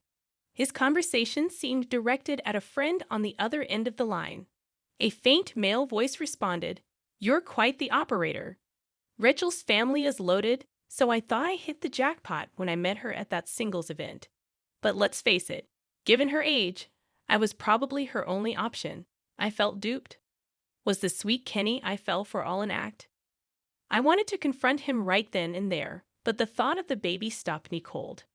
With Kenny's true colors revealed, I began to doubt our future. Today, Catherine will be looking after my mom until 5 p.m. Then it's my turn. I debated whether to confide in someone about Kenny. That's when my brother's wife, Catherine, approached me. "Rachel, you seem troubled. If there's anything on your mind, feel free to share," Catherine said, her kindness evident, having cared for her own mother for years and now mine. She's really good with Mom, too. So I confided in her about Kenny, and she listened attentively. "It's good you opened up. Keeping it to yourself could harm your unborn child," she reassured me. "Yeah, I'm sorry. Don't apologize. Talking won't solve everything, but it does lighten the load. Still, this situation is quite something." Catherine looked genuinely concerned, almost as if it were her own problem. Suddenly, the doorbell rang, and Kenny walked in without waiting for an answer. Both of us were surprised, but Kenny acted as if nothing was wrong and smiled. "Rachel, I'll be helping with your mom's care from now on.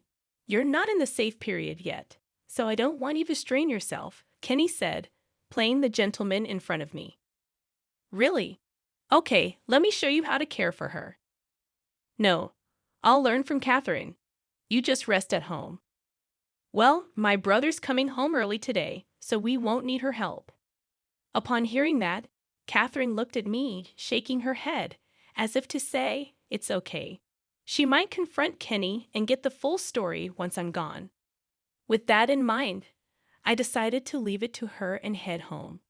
But I couldn't shake my worry, so I pretended to leave but hid nearby. Catherine tried to start a conversation with Kenny, but he beat her to it. "I've been meaning to ask, why are you taking care of your mother-in-law in this house?" he asked, using the same tone as on the phone. "Well, my husband's busy, and Rachel has her job. But more importantly, why you ask?" Then Kenny interrupted. "What?" and began hurling insults at Catherine. "You live in such a wealthy home. You'd have enough money to put your mother-in-law in a care facility, wouldn't you? Or is it something else? Did your husband give up his claim to this family's wealth? So you're trying to curry favor by taking care of her? That must be it. You'd be pretty upset if you married into money and didn't get a piece of the inheritance, wouldn't you?" It was cruel. I was furious too, ready to leave the room. But just as I was about to, Catherine, noticing me, signaled with her eyes to stay put. Reluctantly, I remained silent and watched the scene unfold. "You've hit a nerve, haven't you? If that's the case, leave right now. This family's wealth belongs to my wife and me, so I'll handle my mother-in-law's care alone from now on." With Kenny's stern declaration, Catherine felt it was pointless to argue further and left the scene. Sensing the tension, I discreetly stepped outside, concerned about Catherine's feelings and wondering how to apologize to her. Kenny took over Mom's care entirely, refusing any assistance from me. He only provided basic instructions on caregiving. But his neglectful approach led to tragic consequences, and our mother passed away. The funeral took place at the church where generations of our family had been laid to rest. However, Kenny was nowhere to be found from the moment Mom passed away. Despite my attempts to locate him, I was too overwhelmed with funeral arrangements to pursue the matter. Relatives and neighbors were puzzled by his absence. Catherine, grief-stricken at the altar, apologized for trusting Kenny with Mom's care. Approaching her, I tried to offer some comfort. "Catherine, please don't blame yourself. it's not your fault. Rachel, it's not your fault either. But where is that man? I wanted to confront him today, and he disappears just as Mom passes away. Exactly. And didn't Kenny often leave the house while he was supposed to be caring for Mom? Where was he going? Yes, neighbors mentioned he was frequently out, almost as if he wasn't caregiving at all, just loafing around. They also mentioned a big truck that came by once. What was that about? I wanted to ask, but with the funeral, I didn't bring it up. Days passed, and Kenny still hadn't returned. Then, I received a call from him. Hey, Rachel, I'm in a fancy hotel in Europe, like the ones you see on TV travel shows, Kenny said nonchalantly. Kenny, you missed Mom's funeral, and now this. I spent $200,000. $200,000? Where did you get that kind of money? Remember the grand piano at our family home? I sold it. Who knew it was worth $200,000? Kenny confessed to selling the family's cherished grand piano and squandering the money on luxury travel in Europe. I never imagined Kenny would pull something like this while supposed to be caring for Mom. Our family home had tight security, but with family, it's different. That truck must have been there to move the piano. Why would you do something so selfish? The whole family was worried about you missing the funeral. Well, once you have a kid, you won't have much free time. Since you have a job, I guess I'll have to be the stay-at-home dad. Kenny's words left me stunned. Despite my anger, his willingness to take on childcare was a silver lining. But it seemed he was aiming to live off me. Additionally, Kenny seemed to think the piano belonged to me. Confronting Kenny, who had unknowingly sold a piano and spent the money, I started with, my condolences. Huh. What do you mean? Kenny seemed bewildered, so I explained about the piano. That piano belonged to my grandfather, bought for my brother. So it still belongs to him. Oh, really? I'll just apologize to your brother then, Kenny replied, lacking any remorse for selling someone else's property. Kenny only met my brother at our wedding, so it's understandable he didn't know. My brother is a piano teacher and has loved the piano since childhood. He begged our grandfather for that specific piano.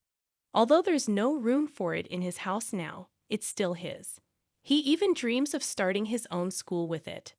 The piano means everything to him. I can only imagine what punishment he'll have for you when he hears it was sold without permission. By the way, my brother despises dishonesty. As I explained, Kenny remained silent. Understand? Mere compensation won't suffice when he finds out you sold his beloved piano. He's not one to compromise. I wonder what punishment awaits you. With that warning, the call abruptly ended. He's probably regretting it now. I called my brother and told him everything. Needless to say, he was furious. The next day, Kenny rushed home, finding everyone gathered in the living room. What's going on? Why is everyone here? Kenny asked nervously. I heard everything from Rachel, my brother said sternly. What possessed you to sell someone else's property, especially something so valuable, without consulting the family? Kenny tried to justify himself, visibly shaken. I was just trying to pitch in with the household chores out of boredom. When I saw the old, large grand piano, I figured no one was using it anymore. So you decided to sell it. Yeah, it seemed like a waste to just leave it there. My brother, wearing a stern expression, pressed further. Really? That piano was special, imported by our grandfather from a top European manufacturer. Where's the money from the sale? As anticipated, my brother was playing his part well. Everyone probably knew Kenny had spent all the money on an overseas trip, but my brother was aiming for a confession in front of everyone. Kenny seemed lost in thought, struggling to come up with an excuse. The sales money. Yeah, it hasn't come in yet. Kenny stammered, clearly flustered, but my brother wasn't buying it. You're lying? How deceitful can you get? And what about those souvenirs from Europe in that huge suitcase? Kenny recoiled as if struck by lightning, closing his eyes in shame. I'm sorry, I spent all the money. Kenny's admission left the relatives murmuring in shock. Everyone knew the value of that grand piano. They couldn't fathom how Kenny could blow $200,000 on just one trip overseas. My brother, looking down at Kenny, lifted his chin with his hand, locking eyes with him as he said, "As Rachel probably told you, that piano was mine. Now that it's gone, you'll repay every penny. If you can't, I'll sue you for theft. Are we clear?" My brother's intensity was palpable, almost resembling a mob boss. While this would typically be a family matter, my brother was likely using intimidation tactics, knowing Kenny was clueless about the law. Predictably, Kenny lost his voice and began sweating profusely. Then, with a terrified glance at me, he pleaded, "Rachel, please help me." His voice was desperate, but I had no intention of intervening.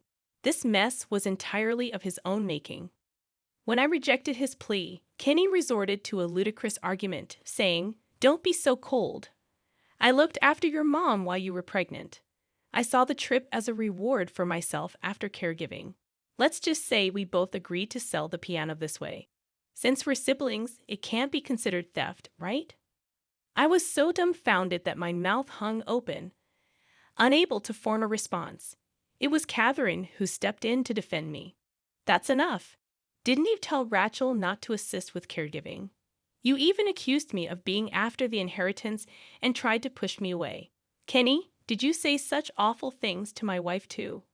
"Yes, I didn't want to worry you, so I kept quiet. But this man must have been scheming to sell the piano without letting Rachel and me near the family home." Catherine's words resonated with me, remembering how Kenny prevented me from getting close to the family home when he said he'd handle our parents alone. I reached the same conclusion. My brother's anger flared up once more. "Listen closely. My wife cared for Mom because she wanted her to stay out of a facility. She agreed out of kindness, not for money. First, apologize to my wife right now." With my brother grabbing Kenny by the collar, tears welled up in Kenny's eyes as he knelt before Catherine. "I'm so sorry, Catherine." Kenny's apology for his disrespectful behavior towards Catherine didn't soften the cold gazes of the relatives. Then, one of them shouted at Kenny, "You need to repay the money from the piano sale promptly. We can't tolerate a criminal in the Schneider family. It'll stain our name." Misinterpreting the situation once more, Kenny made another peculiar remark. "Exactly. We can't have a criminal in the family, right, bro? So let's keep calm. We'll work together as a couple to repay the debt gradually." Even my uncle was left speechless by Kenny's illogical response. Feeling that further discussion would be futile, I excused myself to retrieve something from my room. Ever since the phone incident, I had a divorce lawyer's business card ready. "Kenny, call this number. I want our marriage to end. Let's handle things through legal channels." Kenny's face drained of color when he saw the business card I handed him. "Why? We're expecting a baby. Why are you doing this?" At that moment, I disclosed what Kenny had said to everyone on the phone. "You heard that.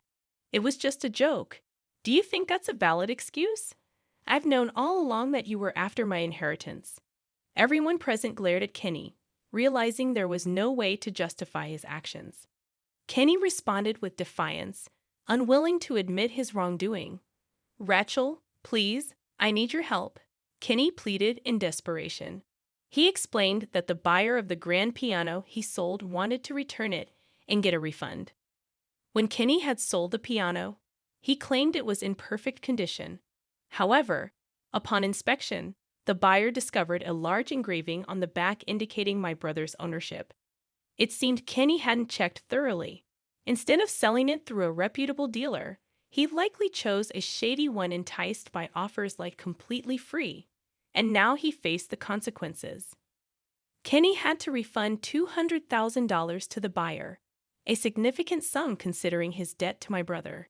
Despite Kenny's attempt to file for bankruptcy, my brother and I took legal action to prevent it. Now, burdened with more debt, Kenny worked tirelessly in manual labor. Eventually, the heirloom grand piano was safely returned. Relieved, my brother secured it with a strong lock and installed a security camera in the room, exercising caution. "No one will touch that piano until I begin my piano lessons," my brother declared, unchanged from his childhood self, which brought a smile to my face. With his desire to start a piano school at our family home, I decided to discuss sharing our mother's inheritance. Feeling guilty for inheriting everything alone after Catherine's devoted care for our mother, I proposed the idea to my brother, who agreed. It ensured a positive relationship with his family in the future. And so, I welcomed a long-awaited baby girl. While some relatives hoped for an heir, I believe daughters tend to cherish their mothers longer in today's age. Besides, my mother, an only daughter herself, accepted a son-in-law, so if necessary, my daughter could do the same. Embracing single motherhood, I found unwavering support from Catherine, who had finished raising her own children. Grateful for her assistance during my mother's care, I felt deeply indebted to her. My brother eagerly volunteered to be a father figure for my daughter, his excitement palpable. Additionally, my brother and Catherine's two adult daughters, both kindergarten teachers, shared his passion for the piano, bonding with my daughter. Surrounded by such warmth and support, I felt immensely fortunate, and with gratitude, I resolved to face life's challenges head-on with my daughter by my side. My husband surprised me one day by saying he wanted to use the $1 million I inherited to renovate our family home. He said with a grin. I was stunned, barely able to speak. My father had passed away, leaving me the inheritance, but I hadn't told my husband about it. I'd been considering divorcing him because he was too controlling, and I didn't want him knowing about the money since he was always greedy for it. But how did he find out? When I asked him, he confessed to threatening my mother to spill the secret. I couldn't believe his audacity. I fumed as I'd argued with my husband, but he just smirked and said, "Doesn't matter what you think. The deal's done. Your yelling won't change a thing." Now, I'm Caroline, 28 years old, working at a big bank. Always wanted to tie the knot, but my busy job didn't leave much time for dating. So I took a chance and signed up with a matchmaking agency. That's where I met Robert, a cheerful delivery driver a year older than me. In my line of work, I hardly meet any women. Meeting someone like you, Caroline, is like hitting the jackpot, Robert said, blushing. I feel the same way. It's wonderful to hear you say that, I replied. Would you go out with me? With marriage in mind, Robert popped the question. I said yes, and our love story began smoothly. We tied the knot 3 years back. At first, I thought we were a loving pair. I made more money than Robert, but he always praised me, saying, "Caroline, you're amazing, such a career woman." But 3 years into our marriage, Robert's attitude changed. He started with sarcastic jabs like, "Must be nice, earning that big salary." And it wasn't just him. My once friendly in-laws turned cold. They used to be so sweet. "Caroline, working at a major bank is impressive. You must have worked hard. We're thrilled our son married you," they'd say. "Thanks. I'm lucky to have Robert," I'd reply. "We're looking forward to having a great relationship with you," my mother-in-law would say, with a warm smile. At first, both my in-laws seemed so supportive, looking at us with loving eyes. Though issues with mothers-in-law are often talked about, I never thought it would concern me. But soon enough, their true colors showed. "Caroline, you make good money, right? Give us some." "I want a designer bag." "It's not a big deal to help us out once in a while," my mother-in-law demanded, as if it were expected. "But I just got you a dress for your birthday recently, and I don't lend or borrow money, even within family," I replied. They were furious when I refused. "How dare you? We only agreed to this marriage because you work at a big bank. Truth is, we can't stand you." "Sick of you always speaking your mind so clearly," my mother-in-law shouted. "Exactly. What's the point of a daughter-in-law who won't give us money? Giving gifts for birthdays is expected.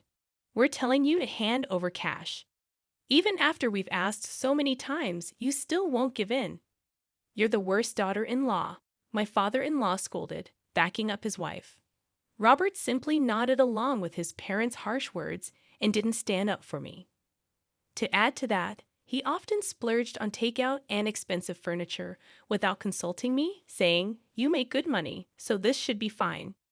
It wouldn't have been a problem if he used his own earnings, but his salary couldn't cover it all, leaving me to foot the bill.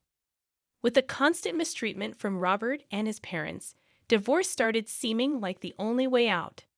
Since we didn't have kids yet, I felt the decision wasn't as complicated, so I began preparing for the divorce. When I brought up the topic to Robert, he'd avoided it and refused to confront the situation. Divorce? I'm too tired today. I'm going to bed. He'd brush it off. Wait, Robert. We need to seriously discuss this today. I'd insist. But he'd ignore me and quickly retreat to the bedroom, persistently avoiding the conversation. I got a call from my mom during that time. Hi, Mom. What's going on? Listen carefully. It's about your dad. According to her, a recent checkup revealed that my father was sick and needed urgent hospitalization. Got it. I'll head to the hospital right away, I said, rushing to prepare. As I was getting ready to leave, Robert asked where I was going, and I explained about my dad's situation. But he just replied with a nonchalant Disappointed by Robert's lack of concern, especially considering it was about his father-in-law, I focused on going to the hospital without paying him any more mind. When I got there, I joined my mom to hear the doctor's diagnosis. Turns out my dad had cancer, and his time was limited. Both Mom and I were stunned. We debated whether to tell him the truth about his condition, but knowing he'd want to be fully informed, we decided to be honest with him. Returning home devastated, I was met with Robert's insensitive question. Back from your dad's hospital, huh? How bad is it? Despite my anger at his tone, I shared the grim news about my father. His response was callous. Oh, weren't you talking about divorce? If you want to stress out your already ailing father with our divorce, I'm up for it any time. His despicable comment plummeted my feelings for him even lower. But I didn't want to burden my father further. Despite Robert's smug claims about being ready for divorce, whenever we discussed it, he seemed even more pleased. With my workload and a desire to avoid divorce discussions, I focused on being there for my father. Avoiding the topic of divorce seemed like a victory to Robert, worsening his attitude. So, what about your dad's inheritance? How much are we talking about? I'm his son-in-law, so I should get a share, right? Can't wait? Robert asked eagerly. That's ridiculous. My dad is still alive. How can you even bring that up? Shut up. Don't raise your voice at me. No matter how much I objected, Robert seemed unaffected. His constant speculation about what he might get after my father's passing disgusted me. So, I started staying at my parents' house. I told my mom that I'd be staying there for a while since it was closer to the hospital. After some time, my father passed away after his battle with illness. He left this world peacefully, as if he were asleep. My mom and I cried so much it felt like we'd run out of tears. But with funeral arrangements to be made, we couldn't dwell in our sorrow. I called Robert to inform him about my father's passing and the funeral date. Although I still wanted a divorce, I felt obligated to let him know since we were technically still married. So, your dad finally passed away. Sorry for your loss. I don't feel like attending the funeral. Too much of a hassle, he said casually. Despite my suspicions, Robert showed no signs of sadness. I had hoped he would at least come to the funeral, but it seemed even that was asking too much. Seeing his indifference, I not only lost any remaining feelings for him, but began to detest him. I regretted marrying a man who concealed such a cruel side. Do whatever you want, I replied, surprised by my own coldness. Why are you so upset? Oh, and I'm curious about the inheritance, Robert taunted. Unable to bear his mocking laughter, I cut him off and ended the call. In the end, Robert didn't show up for my father's funeral. Some called him heartless, but I believed it was for the best that he stayed away and didn't tarnish my father's final farewell. In truth, I felt relieved he didn't attend. After the funeral, a family meeting was arranged, including my mother and me, to discuss the inheritance. There were talks about who would receive what, but since my father had made decisions before his passing, everything was settled smoothly. Feeling like I had finally found some closure, I decided to head back home. But as soon as Robert saw me, he dropped a bombshell. Hey, it's been a while. I've decided to use the $1 million you inherited to renovate the family house. What? I was so taken aback that my voice faltered. I hadn't discussed the inheritance situation with Robert. How did he know about the $1 million? And why was he planning to spend it on home renovations? Still reeling from the shock, I asked Robert, "What do you mean? I have no idea about any large sum of money." With a chuckle, Robert responded, "I had a chat with your mom. I may have nudged her a bit, hinting that if she didn't spill the beans about the inheritance, I might consider divorce. She quickly spilled everything. It turned out that Robert had coerced my mother into revealing details about the inheritance. You're despicable, threatening my mother like that just to find out. That's a low blow," I exclaimed, my voice rising without me even realizing it. "I don't care. The renovations are already underway with that $1 million. You did what?" "Yep, lucky me for snagging that cash." "Good thing we're still hitched," Robert retorted smugly. While I was preoccupied with funeral arrangements and other tasks, Robert had already arranged for the renovations using the inheritance. I was speechless. "You're obsolete now, but I'm feeling generous. You have two options: move in with my folks or file for divorce." Robert's smirk was downright repulsive. I sighed deeply and replied calmly, "I choose divorce, but I won't regret it." Robert laughed dismissively. As if I'd regret anything. With that, he handed me a lawyer's business card. "From now on, we'll handle everything through this lawyer. And don't forget to transfer the inheritance to my account," he added. Silently, I packed my belongings and left. Even as I walked out the door, Robert kept reminding me, "Don't forget about the inheritance." When I recounted everything to my mother, she seemed taken aback. She hadn't realized how strained things were between Robert and me. She also apologized for divulging details about the inheritance to Robert. "It's all right, Mom. I should have told you everything. But Robert threatening you is the worst part."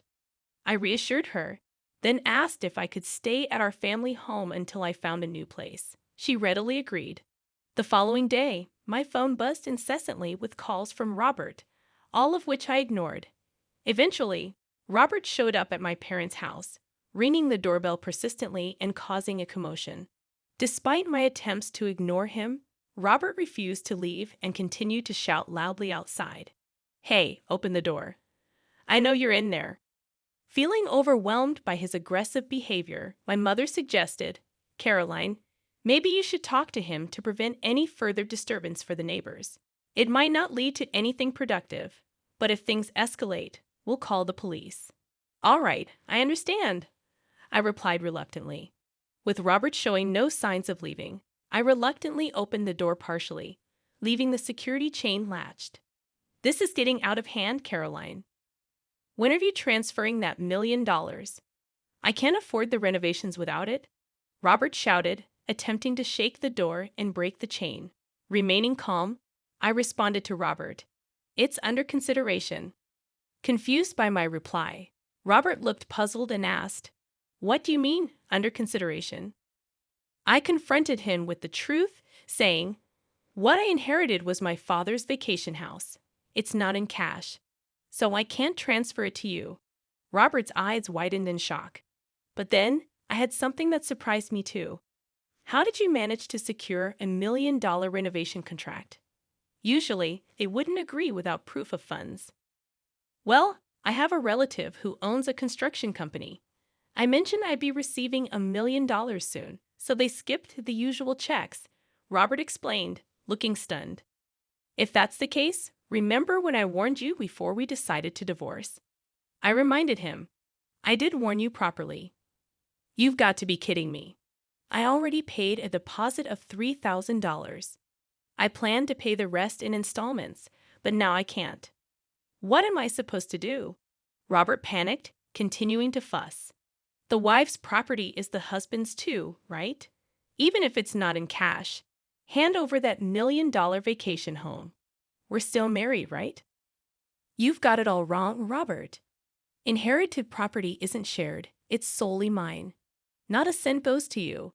And just so we're clear, we're not a couple anymore. We're total strangers, I asserted firmly. Upon hearing this, Robert's expression shifted from despair to rage, his face turning beet red as he began screaming louder than ever. Stop playing games. I'm calling off the divorce. Give me the inheritance right now, he demanded, attempting to grab me through the door gap. Witnessing the altercation, my mother swiftly dialed the police. Robert withdrew his arm upon hearing her on the phone, but then smirked unexpectedly. I'm done with you, he sneered before fleeing the scene. After he left, the police arrived. While the doorbell camera footage seemed to suggest action would be taken, the officers advised me to prioritize my safety and to avoid engaging with Robert in the future, regardless of the circumstances. They instructed me to keep the doors locked and, if necessary, pretend I wasn't home. 3 days later, I received another call from the police regarding the documentation concerning my father's real estate. When I returned to my parents' house after divorcing Robert, I had put the real estate documents in my bag, only to discover they had vanished. Upon being informed that the documents were found, I headed to the police station where Robert was unexpectedly present. To my shock, it turned out that Robert was the thief who stole the documents. As I demanded an explanation, exasperated, Robert wore a sullen expression and muttered, "You thought there might be cash in my bag since I inherited $1 million, right? So when you went through my stuff, you stumbled upon some important-looking documents related to the inheritance and decided to take them." Robert explained that he hadn't examined the documents closely at the time. It was only after learning from me that the $1 million wasn't in cash, but a vacation house that he realized the documents he took were the property title of that house. Later, Robert, assuming that selling the property title would convert the inheritance into cash, took it to a real estate agent, accompanied by my in-laws, to initiate the selling process. However, upon my arrival, the realtor informed me that since the title was still in my father's name, they couldn't proceed with the sale. As the inheritance division discussion had just taken place, I was in the process of finding a notary to transfer the title to my name. Even if the inheritance had been finalized, the property would still be under my name, making it difficult for Robert to sell it without my consent. In frustration, I demanded that they purchase the property since it belonged to my father-in-law. Their response was to call the police on me, likely due to Robert's aggressive behavior, which raised suspicion among the employees. As I stood in shock, Robert began making absurd claims to the police officer. I was just trying to sell it on her behalf. I didn't steal anything. I haven't done anything wrong. Please let me go, he pleaded, contradicting his earlier admission of taking the documents. Remaining composed, I clarified to the officer, that's not true. I didn't ask him to sell anything. He stole it on his own. Plus, the documents he took were just copies, not the originals. Even if he tried, he couldn't have sold them. You set me up. Don't play games with me, Robert shouted furiously, spitting in anger. I responded icily. What are you even talking about? You stole on your own, and now all you do is spout nonsense. Just face the consequences of your criminal actions. Frustrated, Robert bit his lip, and as a result, he was arrested for theft. With news of Robert's arrest and the loss of the $3,000 deposit broadcasted, my in-laws, now exposed as the parents of a criminal, were compelled to relocate from their town. Later, they seemed to hold a grudge against the real estate agency that reported Robert, resorting to making harassing calls and spreading rumors. The real estate agency, understandably outraged, filed a lawsuit against them for obstructing business and attempted fraud, as they had tried to sell property they didn't own. To avoid a court case, my in-laws had to pay a significant amount in damages. In their desperation, they reached out to me for help. Caroline, please. We used up our savings for the deposit, and now we're in debt to pay the settlement. My ex-mother-in-law's voice trembled with urgency, but I felt no sympathy. Why are you asking me for help? I'm divorced from Robert, and as far as I'm concerned, you're strangers to me now. I responded firmly. She pleaded, You're wealthy, aren't you? Can't you spare some money? We'll pay you back, I promise. I don't believe that for a second. I'm ending this call. Don't contact me again, I replied coldly, before hanging up and blocking both their numbers. Robert's number had been blocked long ago. Knowing Robert knew where my parents lived, I decided to sell our family home and moved with my mother for safety. As for the $1 million vacation house, I put it back on the market, and it sold without any issues. Now my mother and I live peacefully, cherishing the memories of my father.